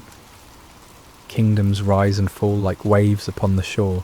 Empires that seem eternal prove to be as fleeting as morning mist, but the kingdom of God endures forever. No wall can stand against his purposes, no power can resist his will, no pride can escape his judgments. In our own age, when earthly kingdoms still vie for dominion and human pride still challenges heaven's authority, the writing on Babylon's wall remains as relevant as ever. We who read these ancient words would do well to remember that the God who humbled Nebuchadnezzar, who numbered Belshazzar's days, who gave Babylon to the Medes and Persians, is the same yesterday, today, and forever. The scales of divine justice still weigh the actions of nations and individuals. The sovereign hand that writes the destiny of empires still guides the course of human history, and the kingdom that Daniel served, the kingdom that outlasted Babylon and Persia and all the empires that followed, remains the only power that will never pass away. As night falls once again over the ancient site where Babylon once stood in all its glory, as stars appear in the darkness above ruins that once housed the pride of earthly kingdoms, the eternal truth proclaimed by that supernatural hand continues to shine with undiminished light. The Most High God rules in the kingdom of men, and blessed are those who humble themselves before his throne. May we who hear this ancient story find in it not merely a tale of judgment long past, but a present reminder of the God who sees all, knows all, and judges all with perfect righteousness. And may we, like Daniel, serve faithfully in whatever earthly kingdom we find ourselves, while keeping our ultimate allegiance to the kingdom that cannot be shaken, the kingdom that endures forever and ever. The writing is on the wall, dear friends. The question that remains is whether we will read it in time to humble ourselves before the King of Kings, or whether we will follow Belshazzar's path to destruction. The choice, as always, is ours to make, is ours to... Hello friends, and welcome to Sacred Slumber. I hope your day has been filled with blessings, no matter what time you're joining us, or where you are in this beautiful world.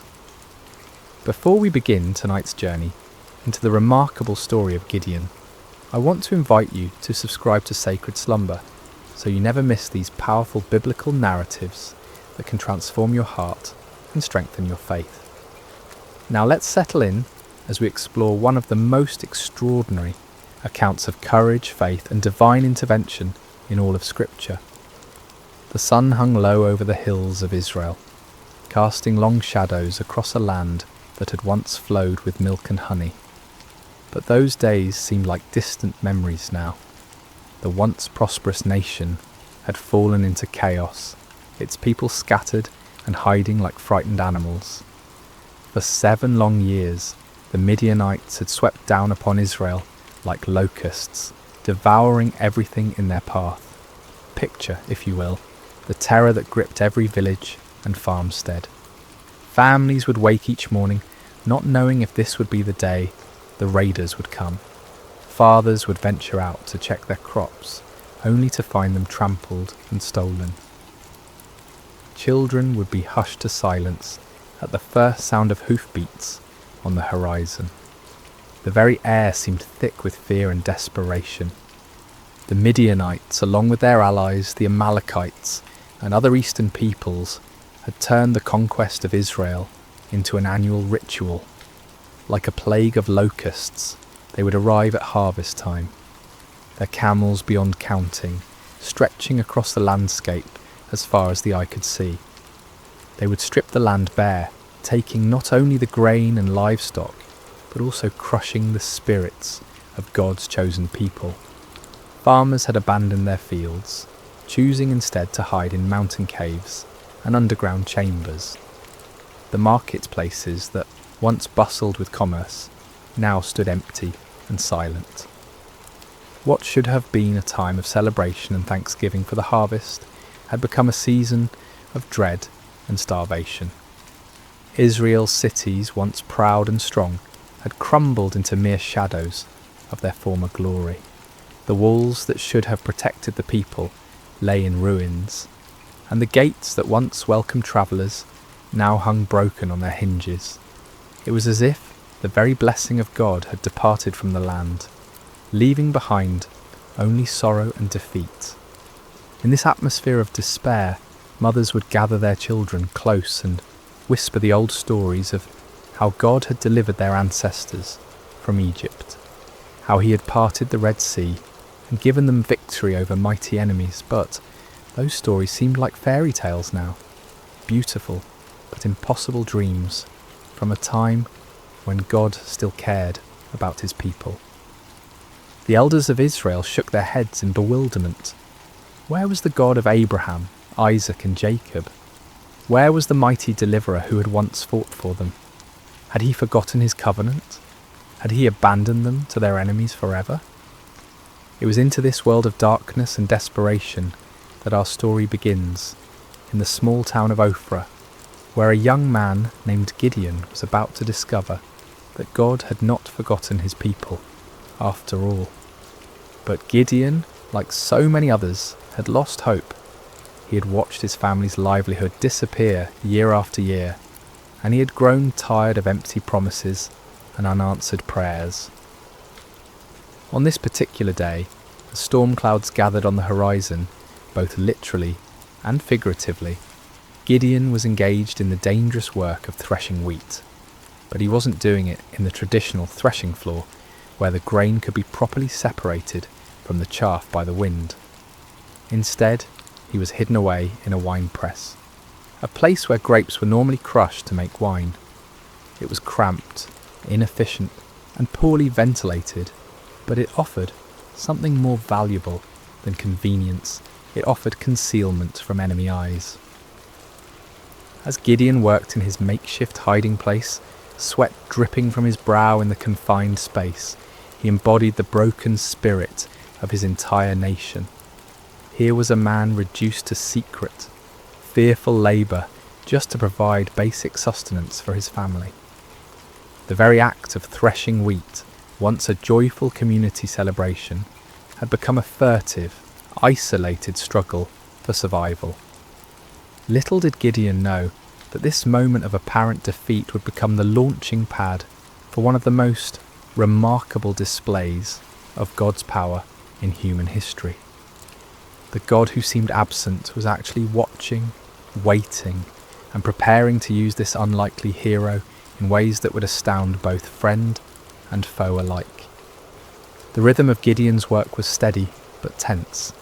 Each strike of his flail against the wheat stalks echoed softly in the confined space of the wine press. His eyes darted frequently toward the opening above, watching for any sign of danger. The precious grain he was salvaging represented not just food for today, but hope for tomorrow, assuming the Midianites didn't discover his hiding place. The silence of the afternoon was broken by an unexpected voice. "The Lord is with you, mighty warrior." Gideon's heart nearly stopped. He spun around, flail raised defensively, expecting to see a Midianite scout who had somehow discovered his secret location. Instead, he found himself face to face with a figure unlike any he had ever encountered. The stranger sat calmly beneath the great oak tree that overlooked the wine press, his presence somehow both commanding and peaceful. The greeting struck Gideon as almost mockingly ironic. Mighty warrior? Him? The man who was reduced to threshing wheat in secret? constantly looking over his shoulder in fear. And the Lord is with you? If that were true, then why was Israel suffering under such devastating oppression?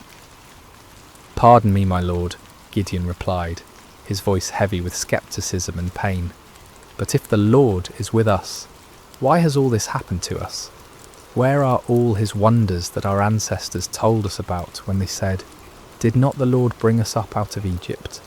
But now the Lord has abandoned us and given us into the hand of Midian." The words poured out of Gideon like water from a broken dam. Years of frustration, disappointment, and unanswered questions came tumbling forth. He had grown up hearing the magnificent stories of God's mighty deeds, of pillars of fire and cloud, of armies defeated and nations subdued. But where was that God now? Where were those miracles when his people needed them most? The stranger listened patiently to Gideon's outburst, showing no offence at the young man's boldness or apparent lack of faith. There was something in his eyes that spoke of ancient wisdom and unlimited compassion. When Gideon finished speaking, the visitor's response was both simple and earth-shattering. "Go in the strength you have and save Israel out of Midian's hand. Am I not sending you?" The audacity of the command took Gideon's breath away. Save Israel? Him? The implications were staggering. This wasn't a request for him to join an army or support a cause. This was a divine commission to personally lead the deliverance of an entire nation from a seemingly impossible situation. "Pardon me, my lord," Gideon stammered, his mind reeling, "but how can I save Israel? My clan is the weakest in Manasseh, and I am the least in my family." Gideon's response revealed the depth of his feelings of inadequacy. In a culture where tribal strength and family position determined social standing and influence, he saw himself as doubly disqualified. His clan held no political power, commanded no great armies, and possessed no significant wealth. Within that already weak clan, he was the youngest, the most inexperienced, the least likely to be chosen for any position of leadership. But the stranger's next words would echo through the ages as one of the most profound promises ever given to a human being. "I will be with you, and you will strike down all the Midianites, leaving none alive." The promise was comprehensive and absolute. Not some of the Midianites, not most of them, but all of them. The victory would be complete and decisive, but more importantly, it would not depend on Gideon's strength, wisdom, or experience. It would depend entirely on the presence and power of God himself. Still struggling to believe what he was hearing, Gideon made a request that would reveal both his desire for faith and his need for certainty. "If now I have found favour in your eyes, give me a sign that it is really you talking to me. Please do not go away until I come back and bring my offering and set it before you." The stranger agreed to wait, and Gideon hurried to his house to prepare an offering. His heart raced as he worked, his hands trembling slightly as he prepared a young goat and made bread from an ephah of flour. This was not a small offering by the standards of his time, especially for a family struggling under the oppression of constant raids. Yet something within him compelled him to give generously, to honour this mysterious visitor properly. When Gideon returned with the prepared food, the stranger instructed him to place the meat and unleavened bread on a rock and pour out the broth. Gideon obeyed, though he couldn't understand the purpose of these strange instructions. What happened next would leave no doubt about the supernatural nature of his visitor. The stranger touched the meat and bread with the tip of the staff he carried, and immediately fire flared from the rock, consuming the entire offering in an instant. The flames burned with an intensity and heat that no ordinary fire could match, leaving nothing behind but the memory of their brilliance. In that same moment, the stranger vanished from sight, disappearing as suddenly and mysteriously as he had appeared. Terror gripped Gideon's heart as the full realization of what had just occurred crashed over him like a mighty wave. This had been no ordinary man, no mere messenger or prophet. This had been the angel of the Lord, a manifestation of God himself. In that moment of understanding, Gideon was overwhelmed not with joy, but with mortal fear. "Alas, sovereign Lord," he cried out in anguish, "I have seen the angel of the Lord face to face." In the ancient world, it was believed that no human could see God and live. The very encounter that should have filled him with confidence instead filled him with terror. Had his boldness in questioning and testing the Lord sealed his doom? Would he die for having stood in the presence of the Almighty? But even in his moment of greatest fear, God's grace reached out to comfort him. The voice of the Lord came to him again, gentle and reassuring. "Peace, do not be afraid, you are not going to die." With his own hands, Gideon built an altar on that spot and called it, "The Lord is Peace." The place where he had threshed wheat in fear and desperation had become holy ground, the site of a divine encounter that would change not only his life, but the destiny of an entire nation. As night fell over Ophrah, Gideon stood beside his new altar, his mind swirling with the magnitude of what had occurred. The God of his ancestors had not abandoned Israel after all.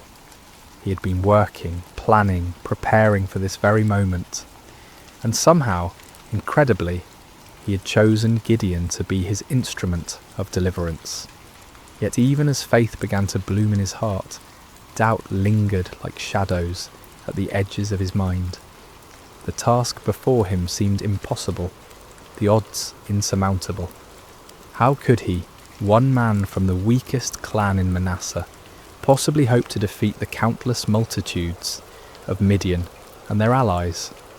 It was a question that would lead him to make one of the most famous requests for divine confirmation in all of Scripture. The days following Gideon's encounter with the angel of the Lord were filled with a mixture of excitement and anxiety. The divine commissioning had been clear and unmistakable, yet the human heart, prone to doubt and fear, struggled to fully embrace what seemed impossible. Gideon found himself caught between the supernatural certainty of his calling and the natural uncertainties of his circumstances. As he went about his daily tasks, Gideon's mind constantly returned to that moment when fire had consumed his offering and the angel had vanished from sight. Had it really happened? In the bright light of day, with the familiar sounds and sights of ordinary life surrounding him, the encounter almost seemed like a dream. Yet the altar he had built stood as a permanent reminder, its stones bearing witness to the reality of what had occurred. Word began to spread quietly through the region about Gideon's calling. Some believed and were filled with hope for the first time in years. Others were skeptical, wondering how this young man could possibly succeed where so many others had failed. Still others were fearful, worried that any attempt at resistance would only bring more severe retaliation from their oppressors. The weight of responsibility pressed heavily on Gideon's shoulders. He was being asked not just to risk his own life, but potentially to lead others to their deaths. What if he had misunderstood? What if his faith had somehow led him astray? The consequences of a mistake would be catastrophic, not just for him, but for all who would follow him. It was in this state of mind that Gideon made his famous request for divine confirmation. The fleece test, as it would come to be known, represented not a lack of faith, but rather a deep desire for certainty in the face of overwhelming responsibility. "If you will save Israel by my hand as you have promised," Gideon prayed earnestly, "look, I will place a wool fleece on the threshing floor. If there is dew only on the fleece, and all the ground is dry, then I will know that you will save Israel by my hand, as you said." The request was specific and measurable. In the normal course of nature, dew would form on all surfaces exposed to the night air. If God could reverse this natural process, causing moisture to collect only on the fleece, while leaving the surrounding ground completely dry, it would serve as an unmistakable sign of divine intervention. Gideon placed the fleece carefully on the threshing floor as evening approached. All through the night, he must have awakened periodically, wondering what he would find in the morning. As dawn broke, he hurried to the spot where he had placed his test. What he discovered filled him with wonder and awe. The fleece was thoroughly saturated with dew, so much so that when he wrung it out, he was able to fill an entire bowl with water. Yet all around it, the ground was completely dry, as if an invisible barrier had prevented any moisture from settling anywhere but on the wool. The sign was clear and unmistakable, yet Gideon's human nature craved even greater certainty. The magnitude of what he was being called to do seemed to justify asking for additional confirmation. With remarkable humility and boldness, he approached God with yet another request. "Do not be angry with me," Gideon prayed, acknowledging that his repeated testing might seem to indicate a lack of trust. "Let me make just one more request. Allow me one more test with the fleece, but this time make the fleece dry and let the ground be covered with dew." This second test was even more remarkable than the first. It would be one thing for God to cause dew to collect on a single object, while keeping the surrounding area dry, but it would be quite another to keep one small piece of wool completely dry while saturating everything around it. This second sign would demonstrate not just God's power over nature, but his precise control over the smallest details. Again, Gideon placed the fleece on the threshing floor and waited through the night. When morning came, he found exactly what he had requested. The fleece was bone dry without a trace of moisture, while the ground all around it sparkled with heavy dew. The grass, the stones, the nearby trees, everything was wet with the night's moisture, except for that one small piece of wool.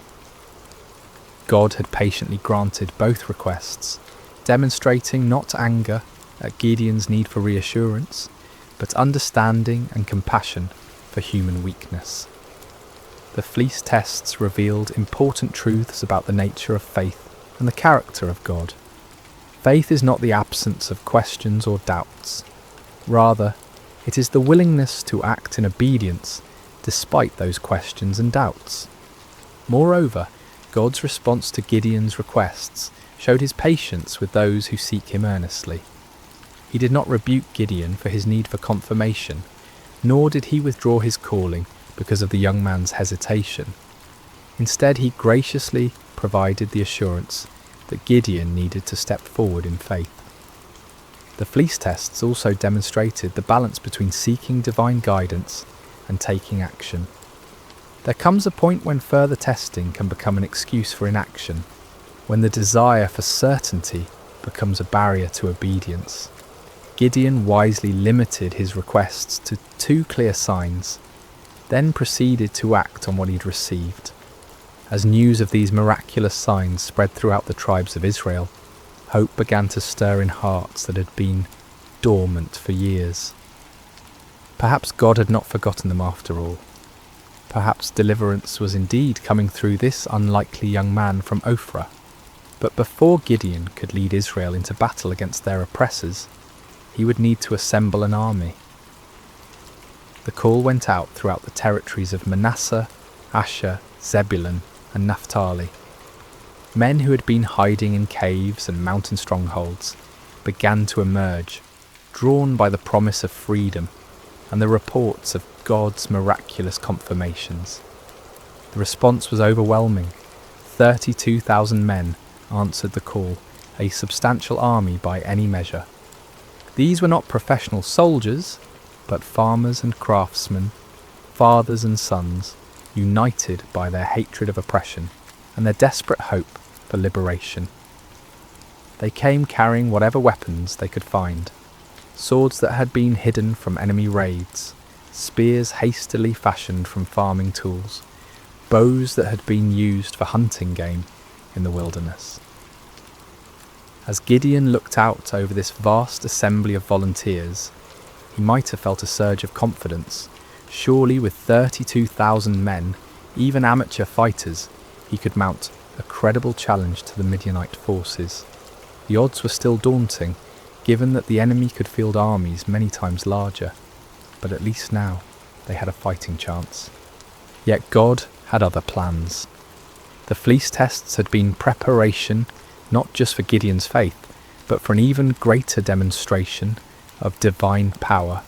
The true test was not whether Gideon could trust God with impossible signs, but whether he could trust God with an impossible strategy. What happened next would shock both Gideon and his army, challenging every human assumption about warfare and victory. God was about to demonstrate that his ways are not our ways, and that his power is made perfect, not in human strength, but in human weakness.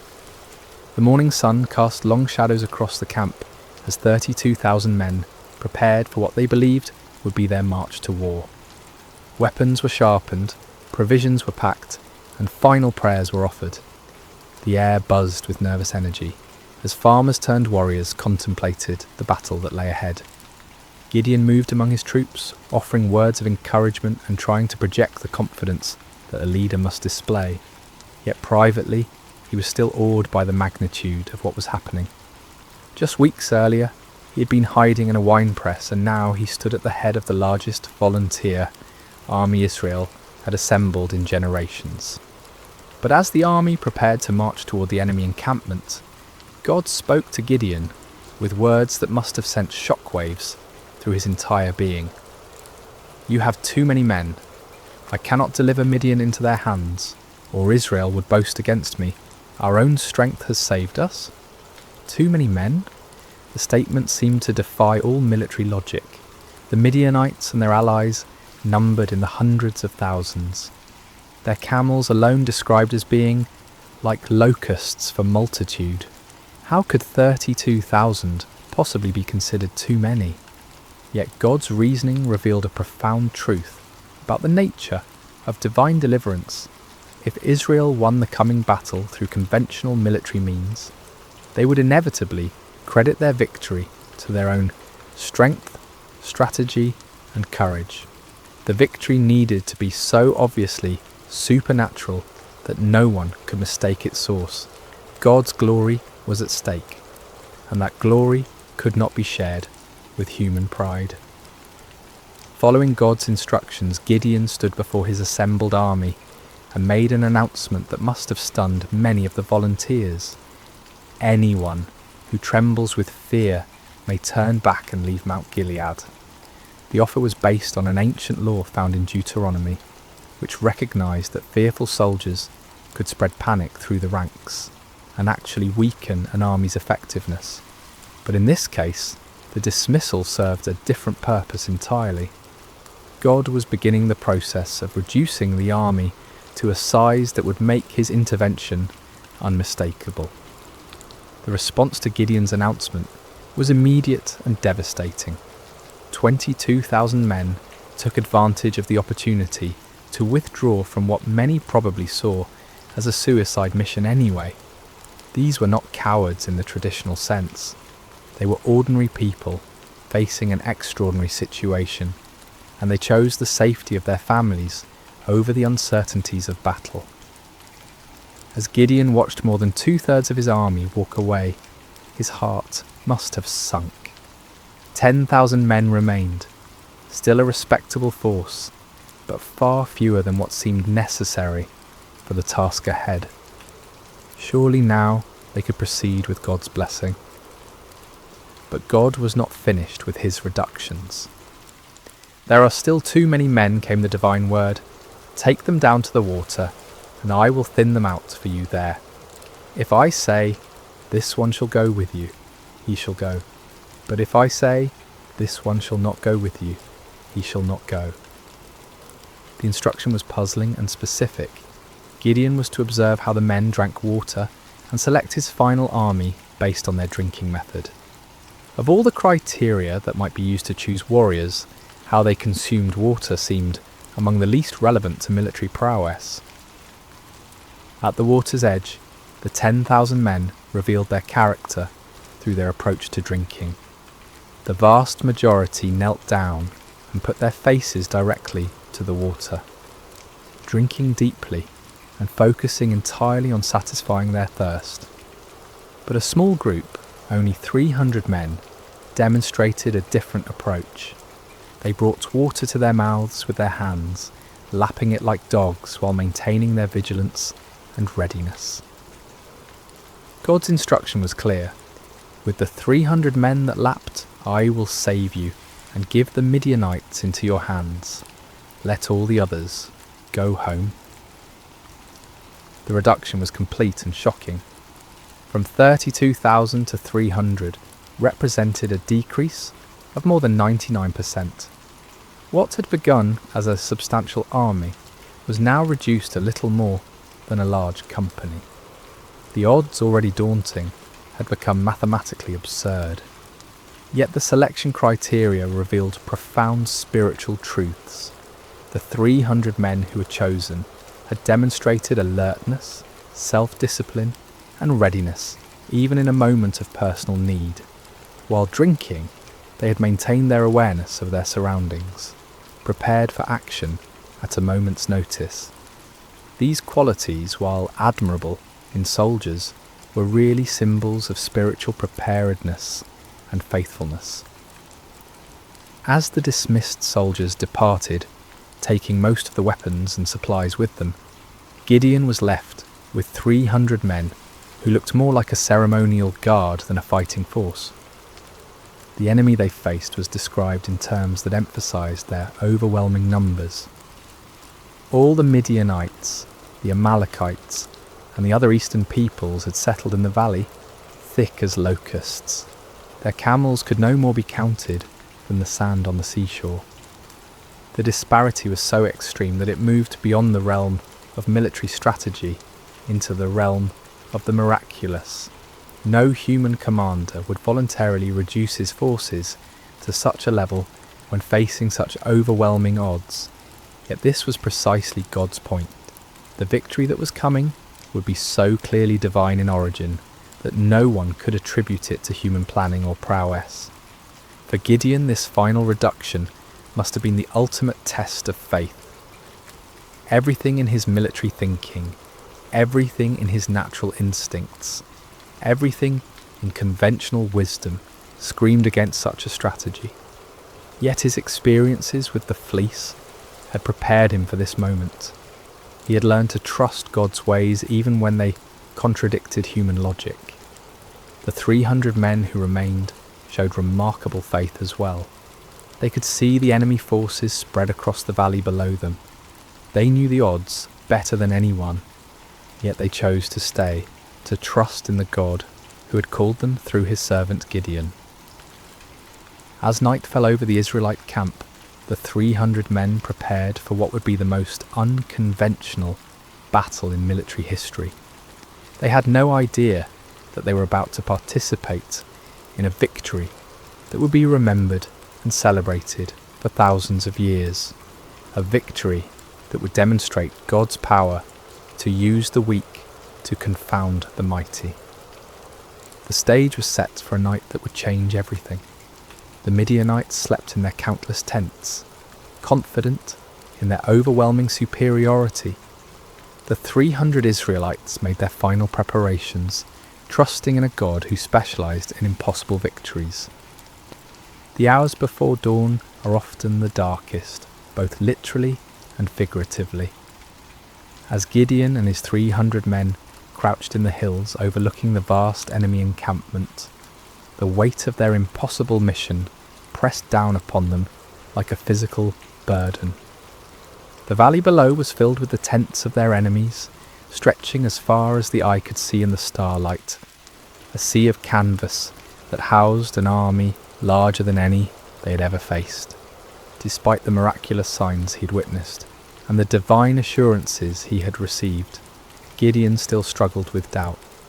God, in his infinite understanding of human nature, provided one more confirmation before the battle commenced. "Get up, go down against the camp," the Lord instructed, "because I am going to give it into your hands. If you are afraid to attack, go down to the camp with your servant Purah and listen to what they are saying. Afterward, you will be encouraged to attack the camp." The offer revealed God's compassionate understanding of Gideon's anxiety. Rather than rebuking him for his continued fears, the Lord provided an opportunity for reassurance. Taking his servant Purah with him, Gideon crept down toward the perimeter of the enemy camp under cover of darkness. The Midianite camp was massive beyond imagination. Thousands upon thousands of tents housed warriors from multiple nations united in their conquest of Israel.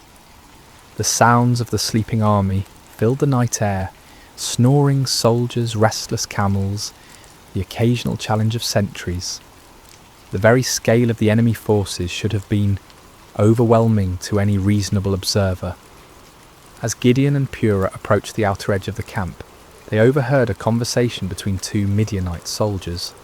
One was telling his companion about a disturbing dream he had experienced. "I had a dream. A round loaf of barley bread came tumbling into the Midianite camp. It struck the tent with such force that the tent overturned and collapsed." The interpretation offered by his fellow soldier was even more remarkable. "This can be nothing other than the sword of Gideon, son of Joash, the Israelite. God has given the Midianites and the whole camp into his hands." The irony was profound.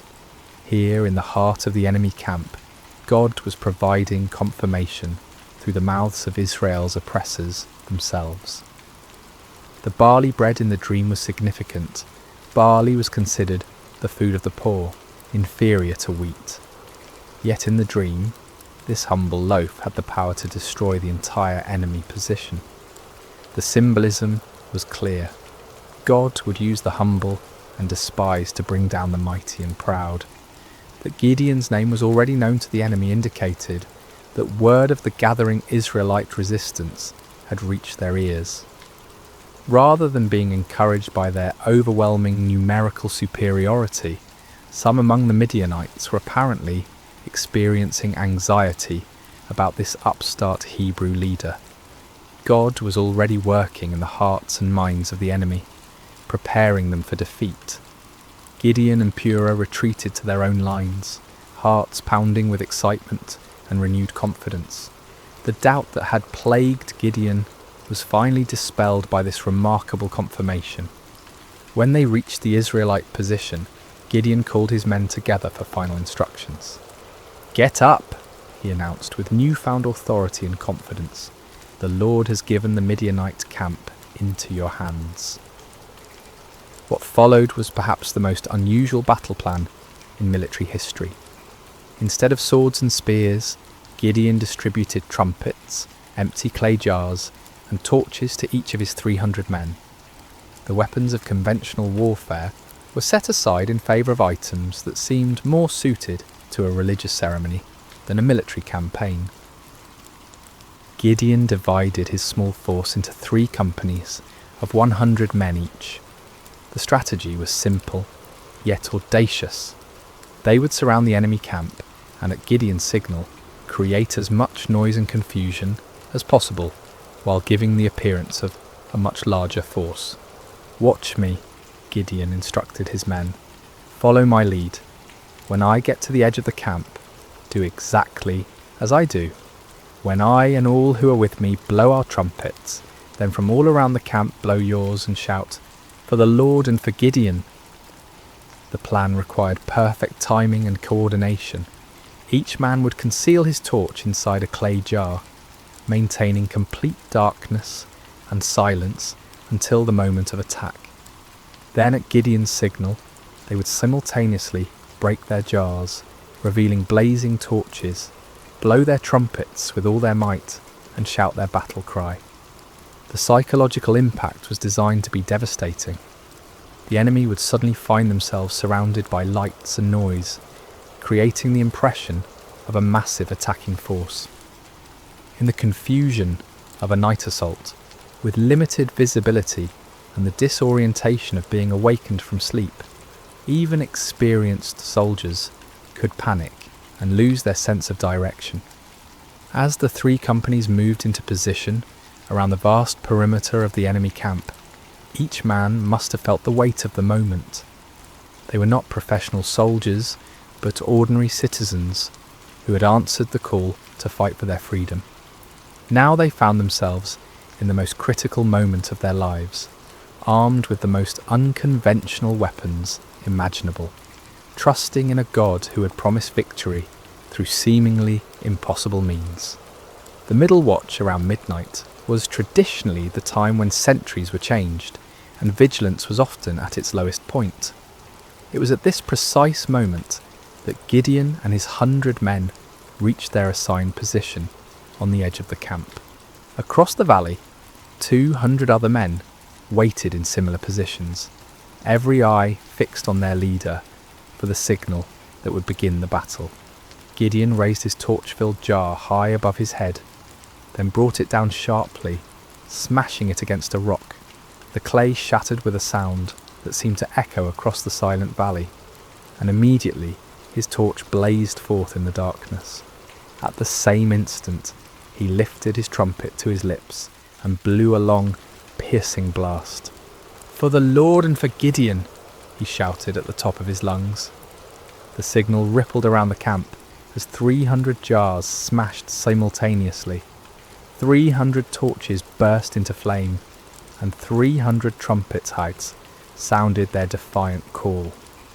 The battle cry of "For the Lord and for Gideon" echoed from every direction, creating the impression that the Midianite camp was completely surrounded by a massive army. The effect was instantaneous and devastating. Thousands of sleeping soldiers were jolted awake to find their camp surrounded by blazing lights and deafening noise. In the confusion and darkness, panic spread like wildfire through the ranks. Soldiers stumbled from their tents, grabbing whatever weapons they could find, unable to determine the size or direction of the attacking force. In their panic and confusion, the Midianites and their allies began attacking each other. Unable to distinguish friend from foe in the darkness, and hearing battle cries in their own languages from every direction, they assumed they had been betrayed by their allies. The coalition that had seemed so formidable began to tear itself apart. The 300 Israelites maintained their positions around the perimeter, continuing to blow their trumpets and hold their torches high, creating the illusion of a massive army that had the enemy completely surrounded. They watched in amazement as God fulfilled his promise in the most spectacular fashion imaginable. The panic spread throughout the entire camp like a plague. What had begun as confusion quickly escalated into a full-scale rout as the enemy forces fled in every direction, abandoning their weapons, supplies, and even their camels in their desperate attempt to escape what they perceived as certain destruction. The victory was complete and overwhelming, achieved not through superior numbers or military might, but through divine intervention, working through the obedience of 300 faithful men. The God who had called Gideon from his hiding place in the winepress had once again demonstrated that his power is made perfect in human weakness. As dawn broke over the valley, an astonishing sight greeted the 300 Israelites. Where the night before had stood the mighty encampment of Israel's oppressors, now lay only scattered debris and abandoned supplies. Tents stood empty, their guy ropes cut by fleeing soldiers. Weapons lay discarded where they had fallen from panicked hands. The camels that had been described as innumerable as locusts wandered aimlessly, their owners having fled into the wilderness. The ground itself told the story of the night's chaos. Bloodstains marked the spots where confused allies had struck down one another in the darkness. personal belongings were strewn across the landscape as the fleeing army had abandoned everything that might slow their escape. The scene looked less like the aftermath of a battle and more like the remnants of a catastrophic natural disaster. Gideon and his men moved through the abandoned camp in wonder, scarcely believing what their eyes were witnessing. The victory was so complete, so overwhelming, that it seemed almost too good to be true. Yet the evidence was undeniable. The army that had terrorized Israel for 7 years had been routed by 300 men armed with trumpets and torches. But God's deliverance was not yet complete. Even as the 300 marvelled at what had occurred in the valley, word of the miraculous victory was spreading throughout the hill country of Israel. Men who had dismissed Gideon's call to arms, who had remained hidden in their caves and strongholds, now emerged with renewed courage and determination. The tribes of Naphtali, Asher and Manasseh rallied to pursue the fleeing Midianites. What had begun with 300 faithful men now swelled into a national movement of liberation. The psychological impact of the victory was as important as the military result.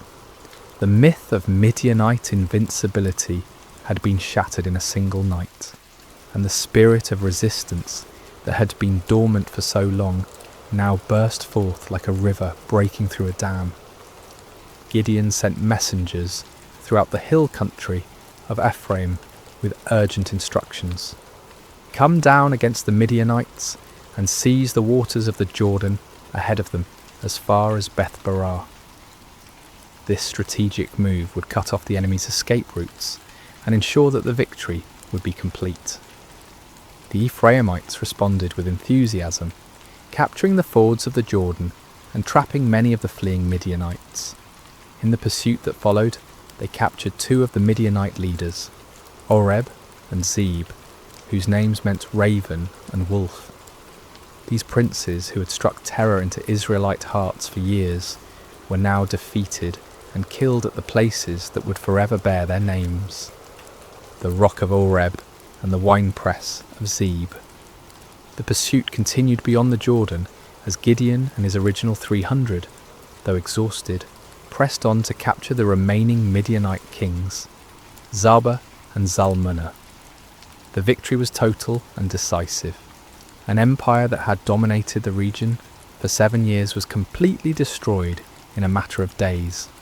The land of Israel enjoyed peace for 40 years during Gideon's lifetime. The oppression that had driven families into hiding was replaced by prosperity and security. Fields that had been abandoned were cultivated again. Markets that had stood empty bustled with commerce. Children who had grown up knowing only fear could now play freely in their villages. But perhaps the greatest victory was not military but spiritual. Israel had rediscovered that their God was still the same mighty deliverer who had brought their ancestors out of Egypt. The impossible victory served as a permanent reminder that with God all things are possible. The story of Gideon and the 300 speaks across the centuries, with timeless truths that challenge and encourage us today. First, we see that God uses the unlikely. Gideon was not a seasoned warrior or a natural leader. He was a fearful farmer, hiding from his enemies. Yet God saw potential that others missed. This reminds us that God's calling is not based on our qualifications, but on his purposes. Second, the reduction of Gideon's army from 32,000 to 300 demonstrates that faith matters more than numbers. In a world obsessed with statistics and metrics, God's economy operates differently. He delights in using small faithful remnants to accomplish great things, ensuring that his power, not human strength, receives the glory. Third, Gideon's requests for signs teach us about the balance between faith and doubt. God was patient with Gideon's need for confirmation, showing us that honest questions and requests for reassurance are not signs of weak faith but of a heart that desires to walk in God's will. Finally, the The story shows us that obedience in the face of fear is the essence of courage. Gideon was afraid, his army was outnumbered, and the strategy seemed foolish. Yet they obeyed, and God honoured their faithfulness with victory. When we feel unqualified for the tasks before us, when the odds seem insurmountable, when we need reassurance before taking steps of faith, the story of Gideon reminds us that our God specialises in impossible victories. He is still calling ordinary people to extraordinary purposes, still using the weak to confound the mighty, still turning fearful hearts into faithful warriors. The God who met Gideon at the winepress is the same God who meets us in our hiding places today, calling us to step out in faith and watch him work miracles through surrendered lives. Just as the 300 trumpets and torches became instruments of divine victory, our simple obedience can become the means through which God accomplishes his purposes in our generation. May we have the courage to answer when he calls, the faith to trust when he leads, and the persistence to follow when he sends us into battles that seem impossible to win. For with God, the 300 can defeat the multitudes, and faith can move mountains that seem immovable. The story of Gideon reminds us that our greatest victories come not when we feel strong and capable, but when we acknowledge our weakness and depend completely on God's strength. In those moments of surrender, we discover that we serve a God who delights in doing the impossible through the most unlikely people. And so the story ends where it began, with an invitation to faith, a call to courage, and a promise that the God who delivered Israel through Gideon and the 300 is still delivering his people today, one impossible victory at a time. Hello dear friends, and welcome to Sacred Slumber. Before we begin this beautiful journey together, I'd love to connect with you for just a moment. How has your day been?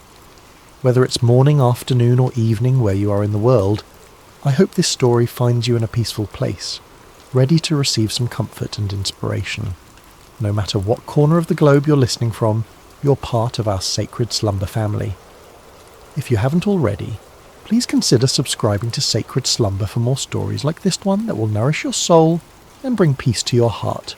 Tonight, we're going to journey together through one of the most remarkable stories ever told, the true account of Joseph, a young man whose life teaches us profound lessons about resilience, faith, and the mysterious ways that purpose unfolds even in our darkest moments. This is a story that has inspired millions across centuries, reminding us that no matter how deep our pit may seem, there's always hope for palace moments ahead. In the ancient land of Canaan, where the sun painted golden hues across rolling hills dotted with olive trees and grazing flocks, there lived a patriarch named Jacob. His tents were pitched near Hebron, and his wealth was measured not in gold or silver, but in the size of his herds and the strength of his family. Jacob had 12 sons, but among them all one held a special place in his father's heart. Joseph was 17 years old, with eyes that sparkled with intelligence and a spirit that seemed to dance with dreams. He was the son of Rachel, Jacob's but-loved wife, who had died giving birth to Benjamin, Joseph's younger brother. Perhaps it was the memory of Rachel that made Jacob's love for Joseph burn so brightly. Or perhaps it was something else, a recognition of the extraordinary destiny that seemed to hover around this particular son like morning mist around a mountain peak. The favouritism was evident to everyone in the household. While Joseph's older brothers, Reuben, Simeon, Levi, Judah, Dan, Naphtali, Gad, Asher, Issachar and Zebulun worked hard in the fields tending the flocks, Joseph often remained close to home. His brothers wore the simple, practical garments of shepherds, but Joseph wore something entirely different. One day Jacob called Joseph to his tent. The old man's hands, weathered by years of labour and life, held a garment that took Joseph's breath away. It was a coat of many colours, rich blues like the depths of the sea, vibrant reds like the sunset over the desert, brilliant yellows like fields of grain, and deep purples like the robes of kings. The fabric was fine, the workmanship exquisite, It was not the coat of a shepherd, but the robe of a prince. "My son," Jacob said, his voice thick with emotion as he placed the coat on Joseph's shoulders, "this is for you. You are precious to me beyond measure." Joseph felt the weight of the coat, but more than that, he felt the weight of his father's love and the unspoken promise it contained. As he walked among his brothers wearing this magnificent garment, he could feel their eyes following him, eyes that had grown cold with resentment and hard with jealousy. But the coat was only the beginning.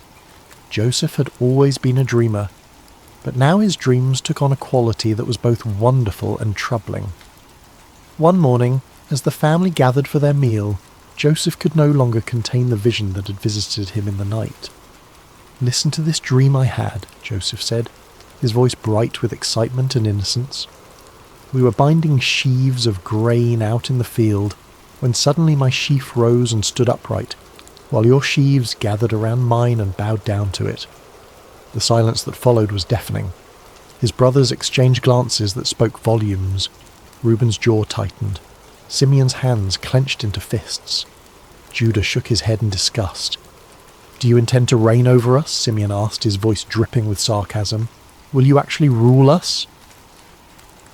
But Joseph, in his youthful enthusiasm, seemed oblivious to the storm clouds gathering around him.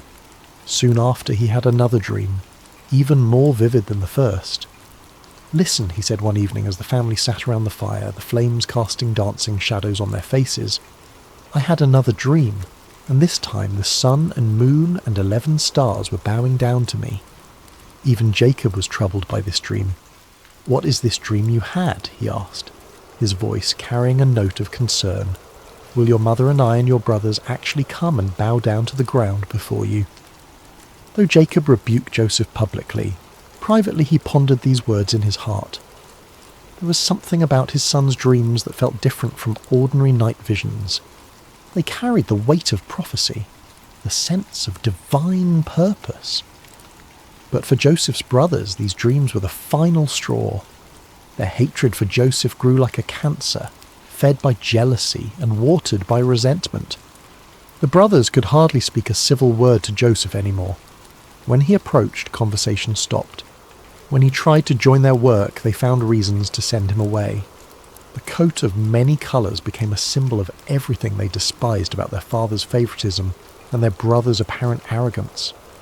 One day, Jacob sent Joseph to check on his brothers who were grazing the flocks near Dothan, several days' journey from home. As Joseph set out, wearing his beautiful coat and carrying provisions for his brothers, he had no idea that he was walking toward a destiny that would change not only his life, but the course of history itself. The brothers saw him coming from a long distance, the colours of his coat visible even across the rolling hills. As that familiar figure approached, the resentment that had been building for years finally reached its boiling point. "Here comes that dreamer," one of them said with venom. "Let's kill him," another suggested. "We can throw him into one of these cisterns and say that a ferocious animal devoured him. Then we'll see what comes of his dreams." For a moment, murder hung in the air like a storm cloud ready to burst. But Reuben, the eldest, felt the weight of responsibility on his shoulders.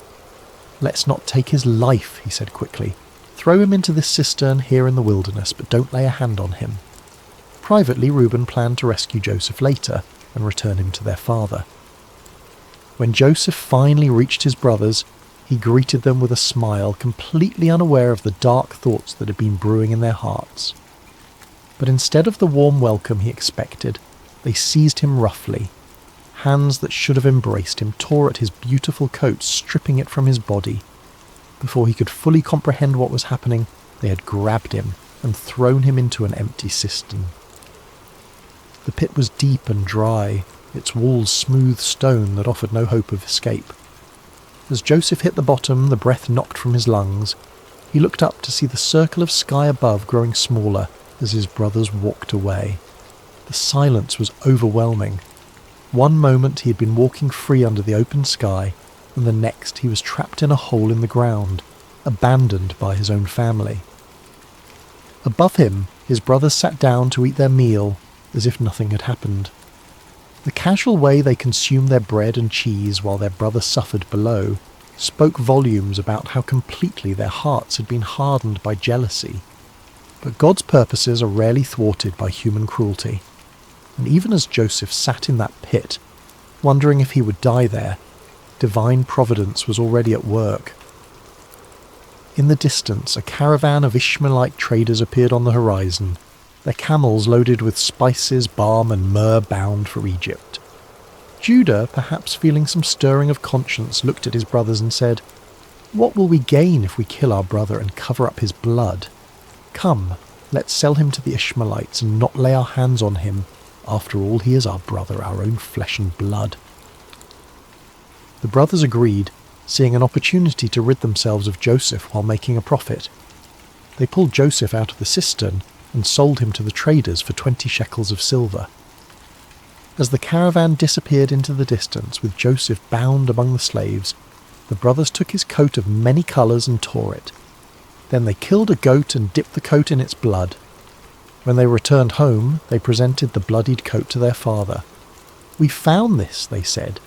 "Examine it to see whether it is your son's robe." Jacob recognized it immediately. The colours that had once brought him such joy now brought only anguish. "It is my son's robe," he cried. "Some ferocious animal has devoured him. Joseph has surely been torn to pieces." Jacob tore his clothes in grief and put on sackcloth. He mourned for his son many days, and though all his sons and daughters came to comfort him, he refused to be comforted. "No," he said, "I will continue to mourn until I join my son in the grave." Meanwhile, the caravan carrying Joseph continued its journey toward Egypt, each step taking him further from everything he had ever known and loved. As the young man looked back at the fading hills of his homeland, he could not have imagined that this betrayal, this moment that felt like the end of everything, was actually the beginning of a story that would demonstrate the power of God to bring beauty from ashes and purpose from pain. The journey to Egypt was long and grueling.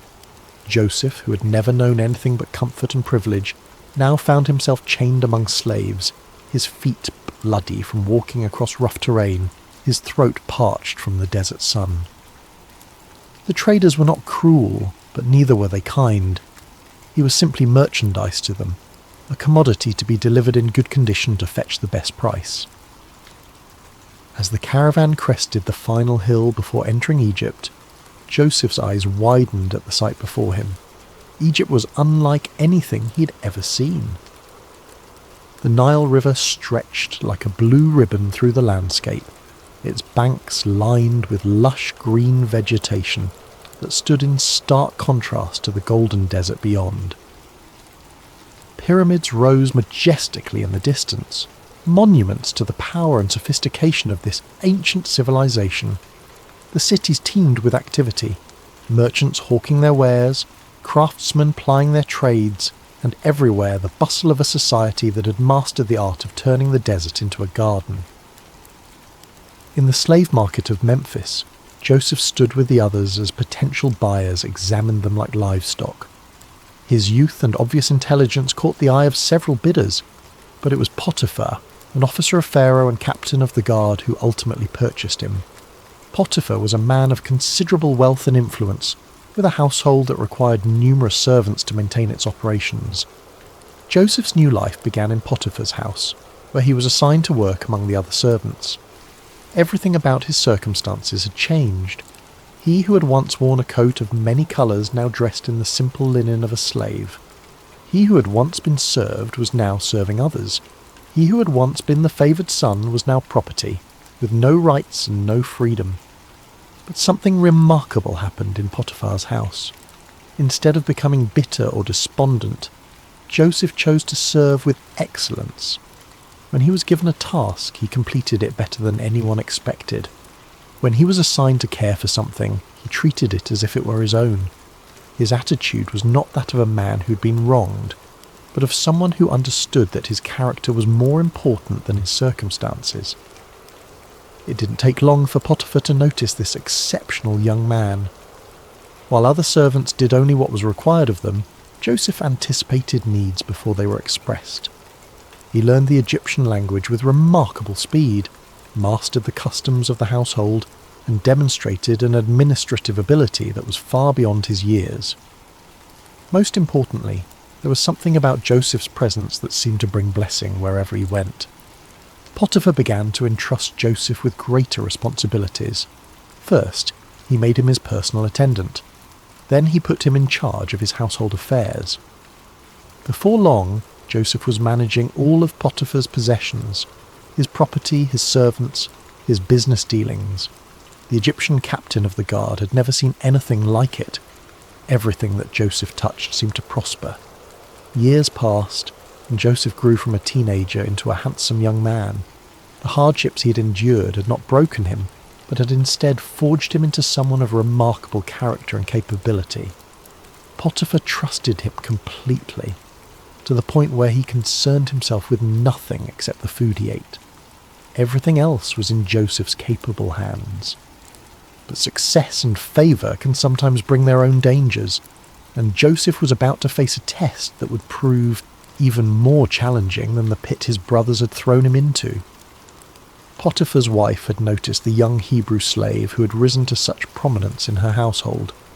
Joseph was not only capable and trustworthy, but he had grown into a man of striking appearance.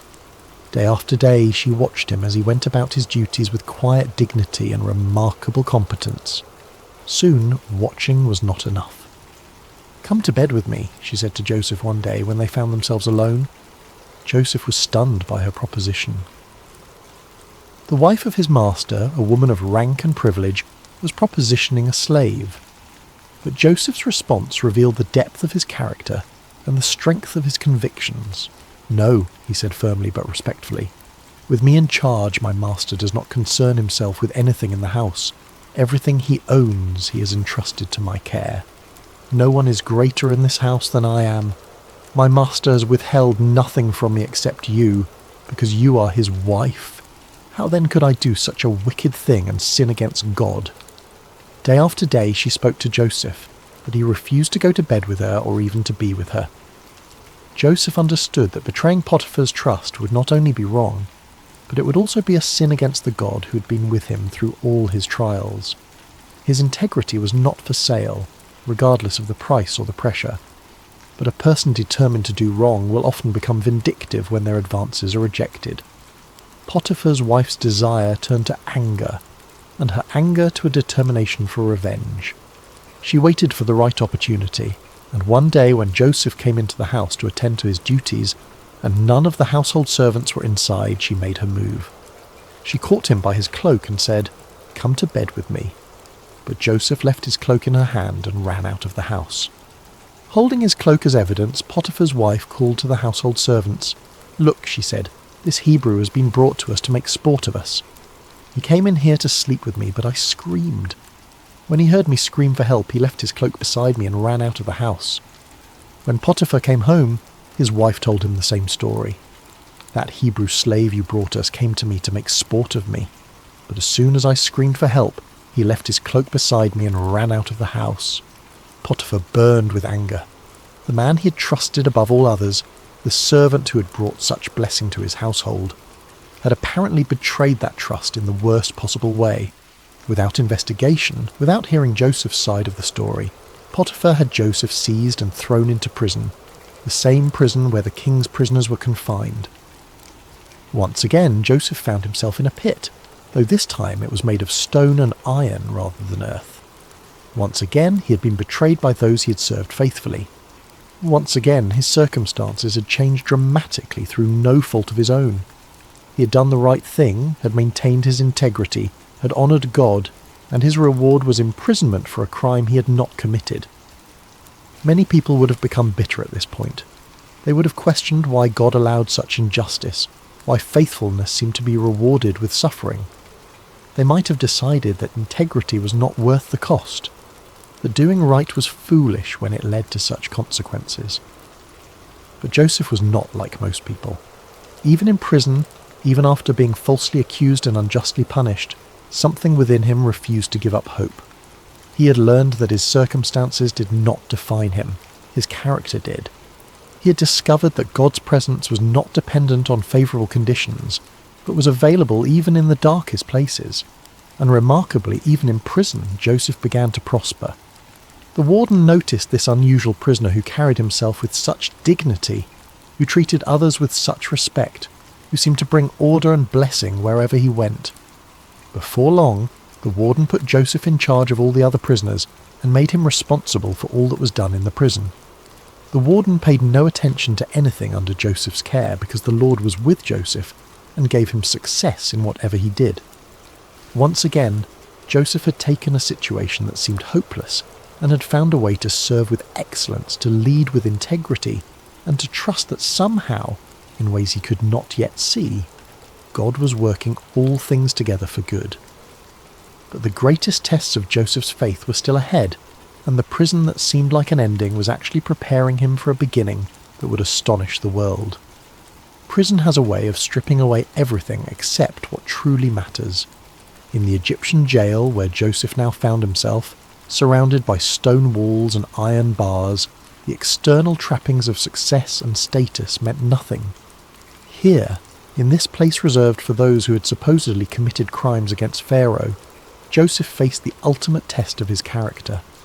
Days turned into months, and months into years. Joseph had now spent more time as a slave and prisoner than he had as the favoured son in his father's house.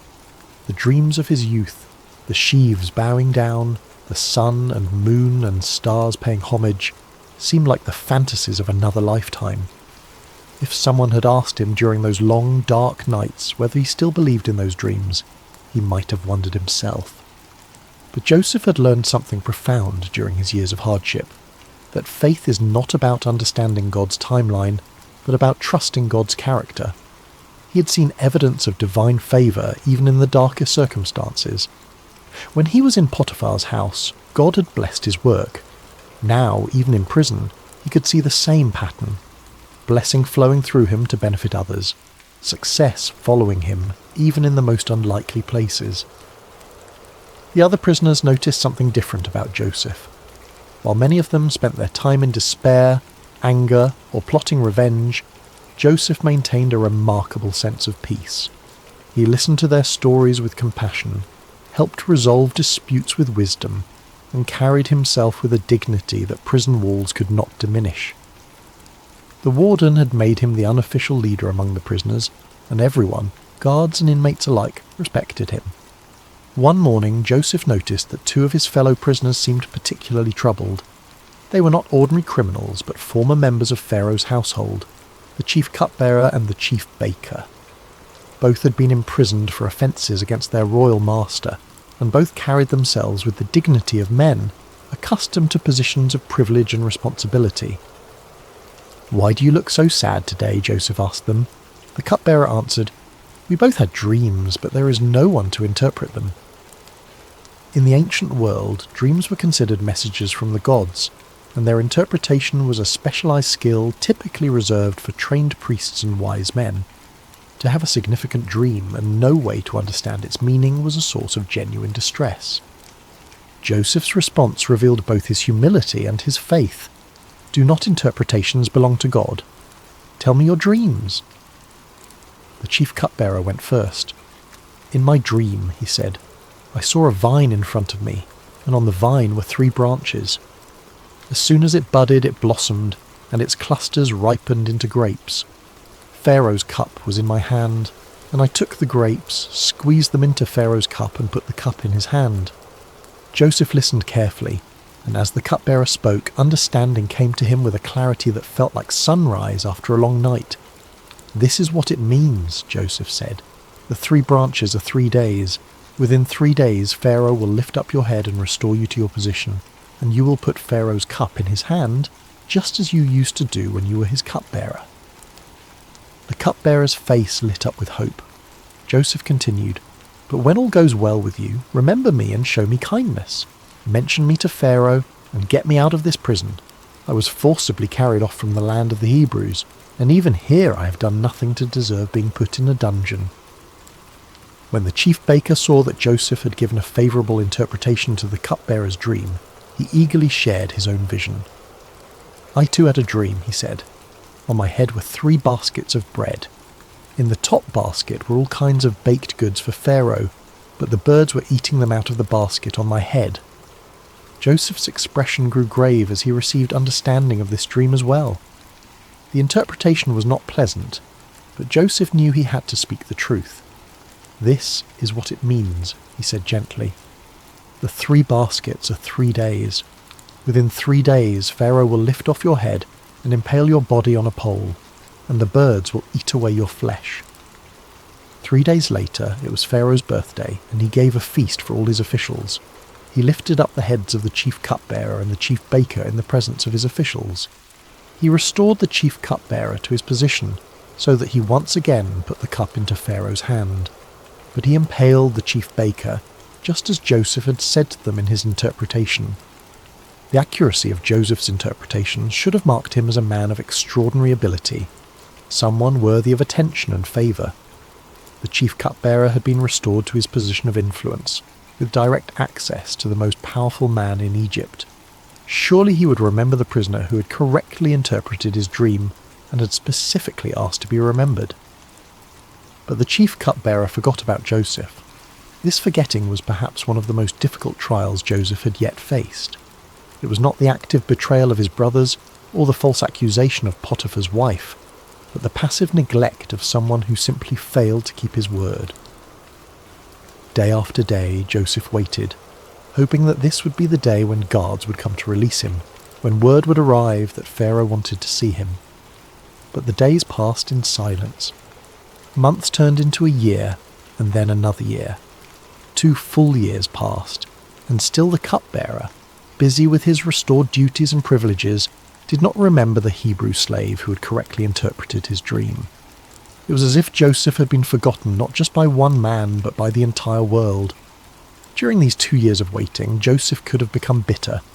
He could have concluded that helping others was pointless, that kindness was wasted on those who would not return it. He could have decided that his gift for interpreting dreams was worthless if it could not even secure his own freedom. Many people would have given up hope entirely. But Joseph continued to trust, continued to serve, continued to maintain his character even when it seemed to bring no reward.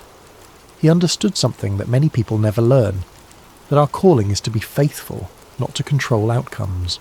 His job was to use his gifts with integrity and kindness. God's job was to handle the timing and the results. In the darkness of those 2 forgotten years, Joseph's faith was refined like gold in a furnace.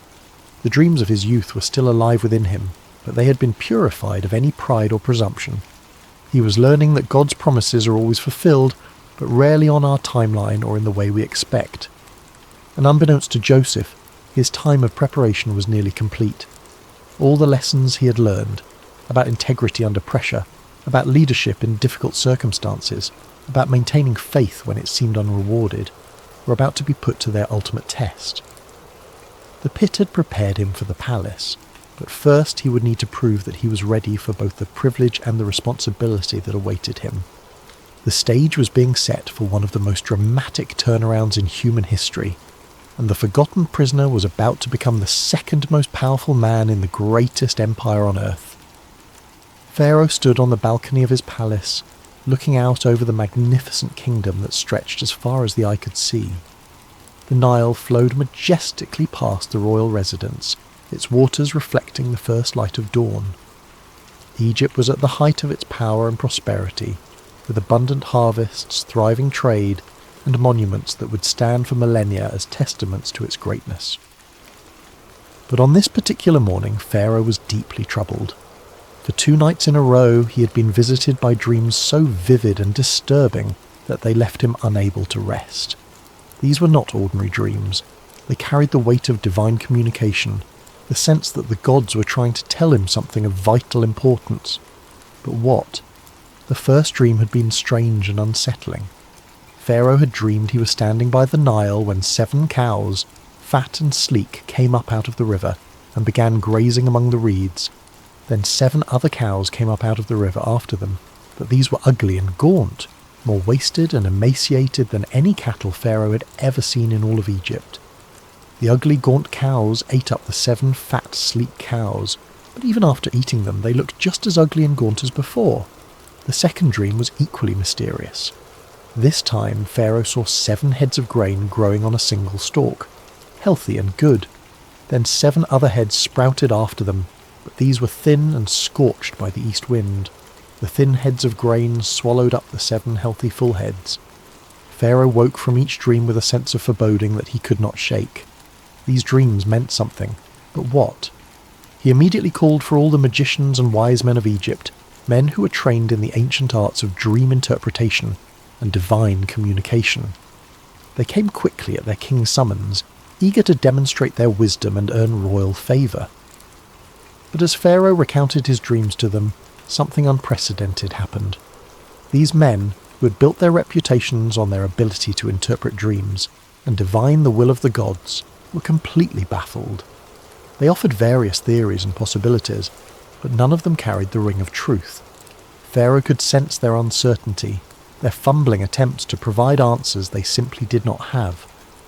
It was in this moment of royal frustration and growing anxiety that the chief cupbearer suddenly remembered something, or rather someone, he had forgotten for 2 long years. "Today I'm reminded of my shortcomings," the cupbearer said, approaching Pharaoh with obvious embarrassment. "Pharaoh was once angry with his servants, and he imprisoned me and the chief baker in the house of the captain of the guard. Each of us had a dream the same night, and each dream had a meaning of its own. Now a young Hebrew was there with us, a servant of the captain of the guard. We told him our dreams, and he interpreted them for us, giving each man the interpretation of his dream, and things turned out exactly as he interpreted them to us. I was restored to my position, and the other man was impaled." Pharaoh's eyes sharpened with interest. A Hebrew slave who could interpret dreams with perfect accuracy, when his own wise men were stumped. "Send for him immediately," Pharaoh commanded. Guards rushed to the prison and found Joseph. "Pharaoh wants to see you," they announced. "Quickly, make yourself presentable." Joseph could hardly believe what he was hearing. After more than a decade in Egypt, first as a slave, then as a prisoner, he was suddenly being summoned to appear before the most powerful man on earth. He shaved, changed his clothes, and tried to prepare himself mentally for whatever was about to happen. As Joseph was led into the royal presence, he could not help but be awed by the magnificence that surrounded him. The palace was a testament to Egypt's wealth and sophistication, with soaring columns, intricate carvings, and precious metals gleaming everywhere.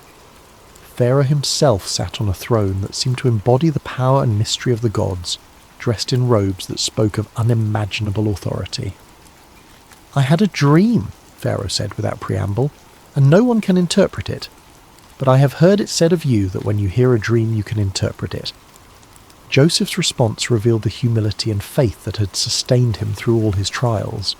"I cannot do it," Joseph replied, "but God will give Pharaoh the answer he desires." This was a remarkable statement for several reasons. First, Joseph gave no credit to himself, acknowledging that any ability he had came from God. Second, he was confident that God would provide the interpretation, even though he had not yet heard the dreams. Third, he was willing to stand before the most powerful man on earth and speak about his Hebrew God, a courageous act that could have had serious consequences if Pharaoh had taken offense. Pharaoh proceeded to tell Joseph both of his dreams in detail, describing the fat and gaunt cows, the healthy and withered grain.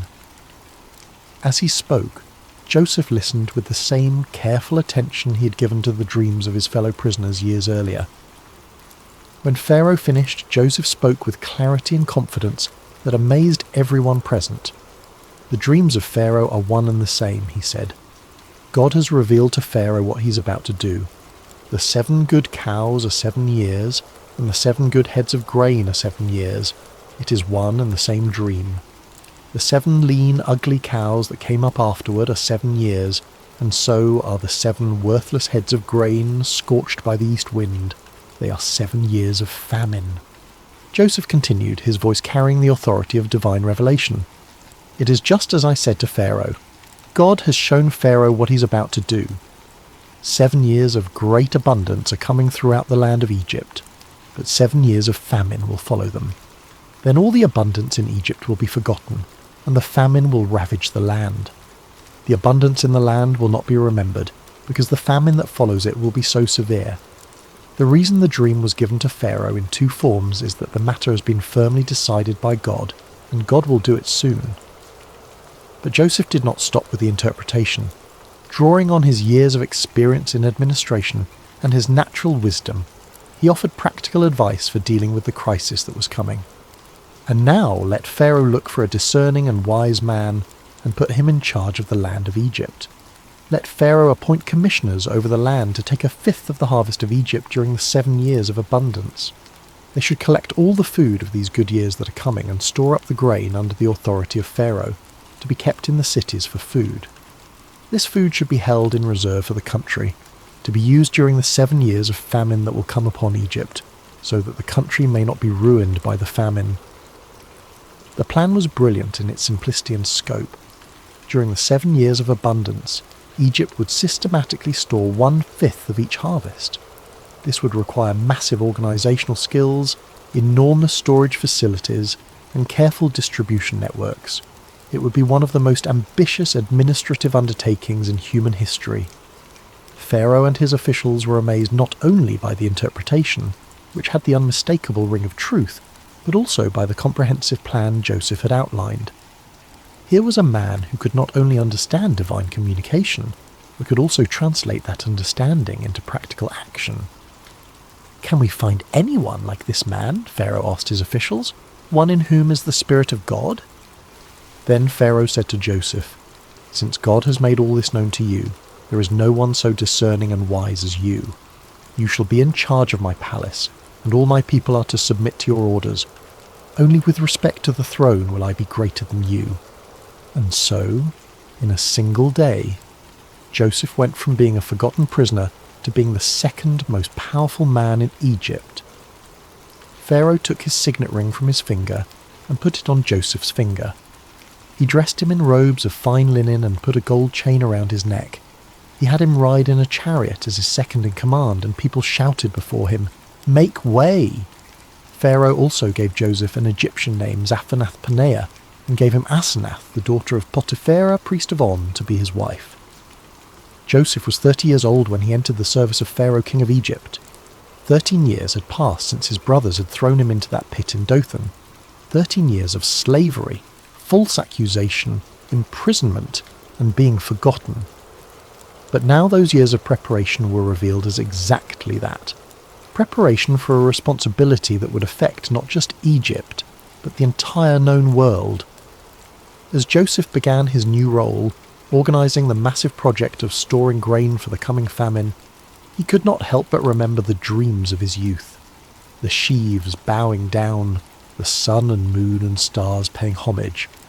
Those dreams had seemed so impossible during the dark years of his trials. But now he was beginning to see how God had been weaving a story of redemption that was far grander than anything he could have imagined as a 17-year-old boy in his father's house. The 7 years of abundance began exactly as Joseph had predicted, and Egypt's harvests were more bountiful than anyone could remember. Under Joseph's careful supervision, vast storehouses were built in every city, and grain was collected and preserved on an unprecedented scale. The administrative system he designed was so efficient and comprehensive that it became a model for future generations. During this time, Joseph and his wife Asenath were blessed with 2 sons. He named the first Manasseh, saying, "It is because God has made me forget all my trouble and all my father's household." The second son he named Ephraim, saying, "It is because God has made me fruitful in the land of my suffering." These names revealed Joseph's heart. He was grateful for the blessing of forgetting the pain of his past, but he also recognized that God had made him fruitful precisely in the place where he had suffered most. His trials had not been meaningless. They had been the very soil in which his greatest purpose had grown. As the 7 years of abundance came to an end and the 7 years of famine began, Joseph's careful preparations proved their worth. While neighbouring countries struggled with crop failures and starvation, Egypt had grain in abundance. People came from all over the known world to buy food from Joseph, and Egypt became the lifeline for countless nations. The famine was severe throughout the world, and it reached even into the land of Canaan where Jacob lived with his family. When Jacob learned that there was grain in Egypt, he said to his sons, "Why do you just keep looking at each other? I have heard that there is grain in Egypt. Go down there and buy some for us so that we may live and not die." So 10 of Joseph's brothers went down to buy grain from Egypt. But Jacob did not send Benjamin, Joseph's younger brother, with the others, because he feared that harm might come to him. Benjamin was now the only remaining son of his beloved Rachel, and Jacob could not bear the thought of losing him too. When Joseph's brothers arrived in Egypt and came before him to buy grain, they bowed down to him with their faces to the ground. Joseph recognized them immediately, but they did not recognize him.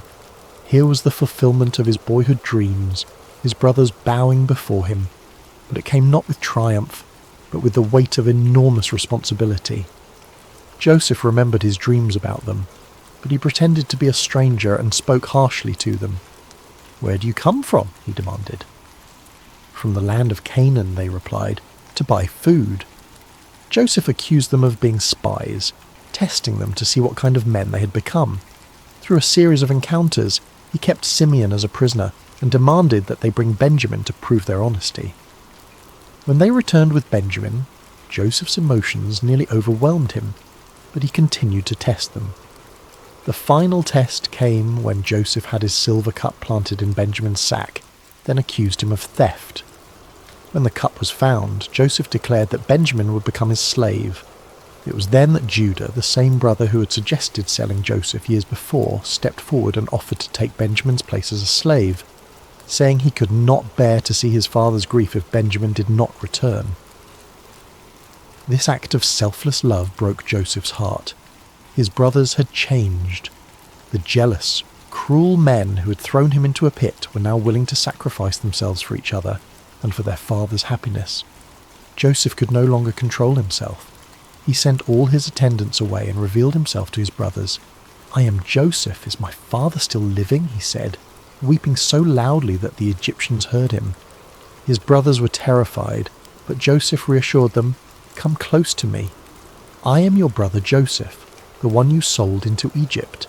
And now, do not be distressed and do not be angry with yourselves for selling me here, because it was to save lives that God sent me ahead of you. For 2 years now there has been famine in the land, and for the next 5 years there will be no ploughing and reaping. But God sent me ahead of you to preserve for you a remnant on earth, and to save your lives by a great deliverance. So then, it was not you who sent me here, but God." This was the heart of Joseph's story, not revenge, but redemption, not bitterness, but blessing. He had learned to see God's hand even in the betrayal and suffering he had endured. "You intended to harm me," he would later tell them, "but God intended it for good to accomplish what is now being done, the saving of many lives." Joseph brought his entire family to Egypt, where they were given the best land in Goshen. Jacob, who had mourned Joseph as dead for over 20 years, was reunited with his beloved son. The family was restored, the famine was survived, and the promises God had made to Abraham, Isaac, and Jacob continued to unfold through their descendants. When Jacob died years later, Joseph's brothers feared that he might finally take revenge on them. But Joseph wept and said, "Don't be afraid. Am I in the place of God? You intended to harm me, but God intended it for good to accomplish what is now being done, the saving of many lives. So then, don't be afraid. I will provide for you and your children." Joseph lived to be 110 years old, seeing his family multiply and prosper in Egypt. Before he died, he made his brothers promise that when God eventually led them back to the Promised Land, they would carry his bones with them. Even in death, Joseph's faith looked forward to the fulfillment of God's promises. Joseph's story teaches us that God can use even the worst circumstances to accomplish his greatest purposes. The pit prepared Joseph for the palace, but more importantly, it prepared his heart for forgiveness. His sufferings were not meaningless. They were the very experiences that shaped him into a man capable of saving nations and reconciling families. In our own lives, we may face betrayal, false accusations, forgotten promises, and years of waiting that seem endless. But Joseph's story reminds us that God is always working, even when we cannot see his hand. Our calling is not to understand his timeline, but to trust his character and remain faithful in whatever circumstances we find ourselves. The dreams God gives us may take decades to fulfill, and they may come to pass in ways we never expected. But his promises are sure, His purposes are good, and his love never fails. From the pit to the palace, from slavery to salvation, from betrayal to blessing. This is the pattern of redemption that runs through Joseph's story, and through our own lives when we place our trust in the God who makes all things work together for good. Rest well tonight, dear friends of Sacred Slumber, knowing that your story too is being written by a loving God who specialises in turning mourning into dancing, ashes into beauty, and the deepest valleys into the highest mountains of purpose and joy. Sweet dreams, and may you find peace in knowing that no matter what pit you may find yourself in today, God is already preparing your palace for tomorrow.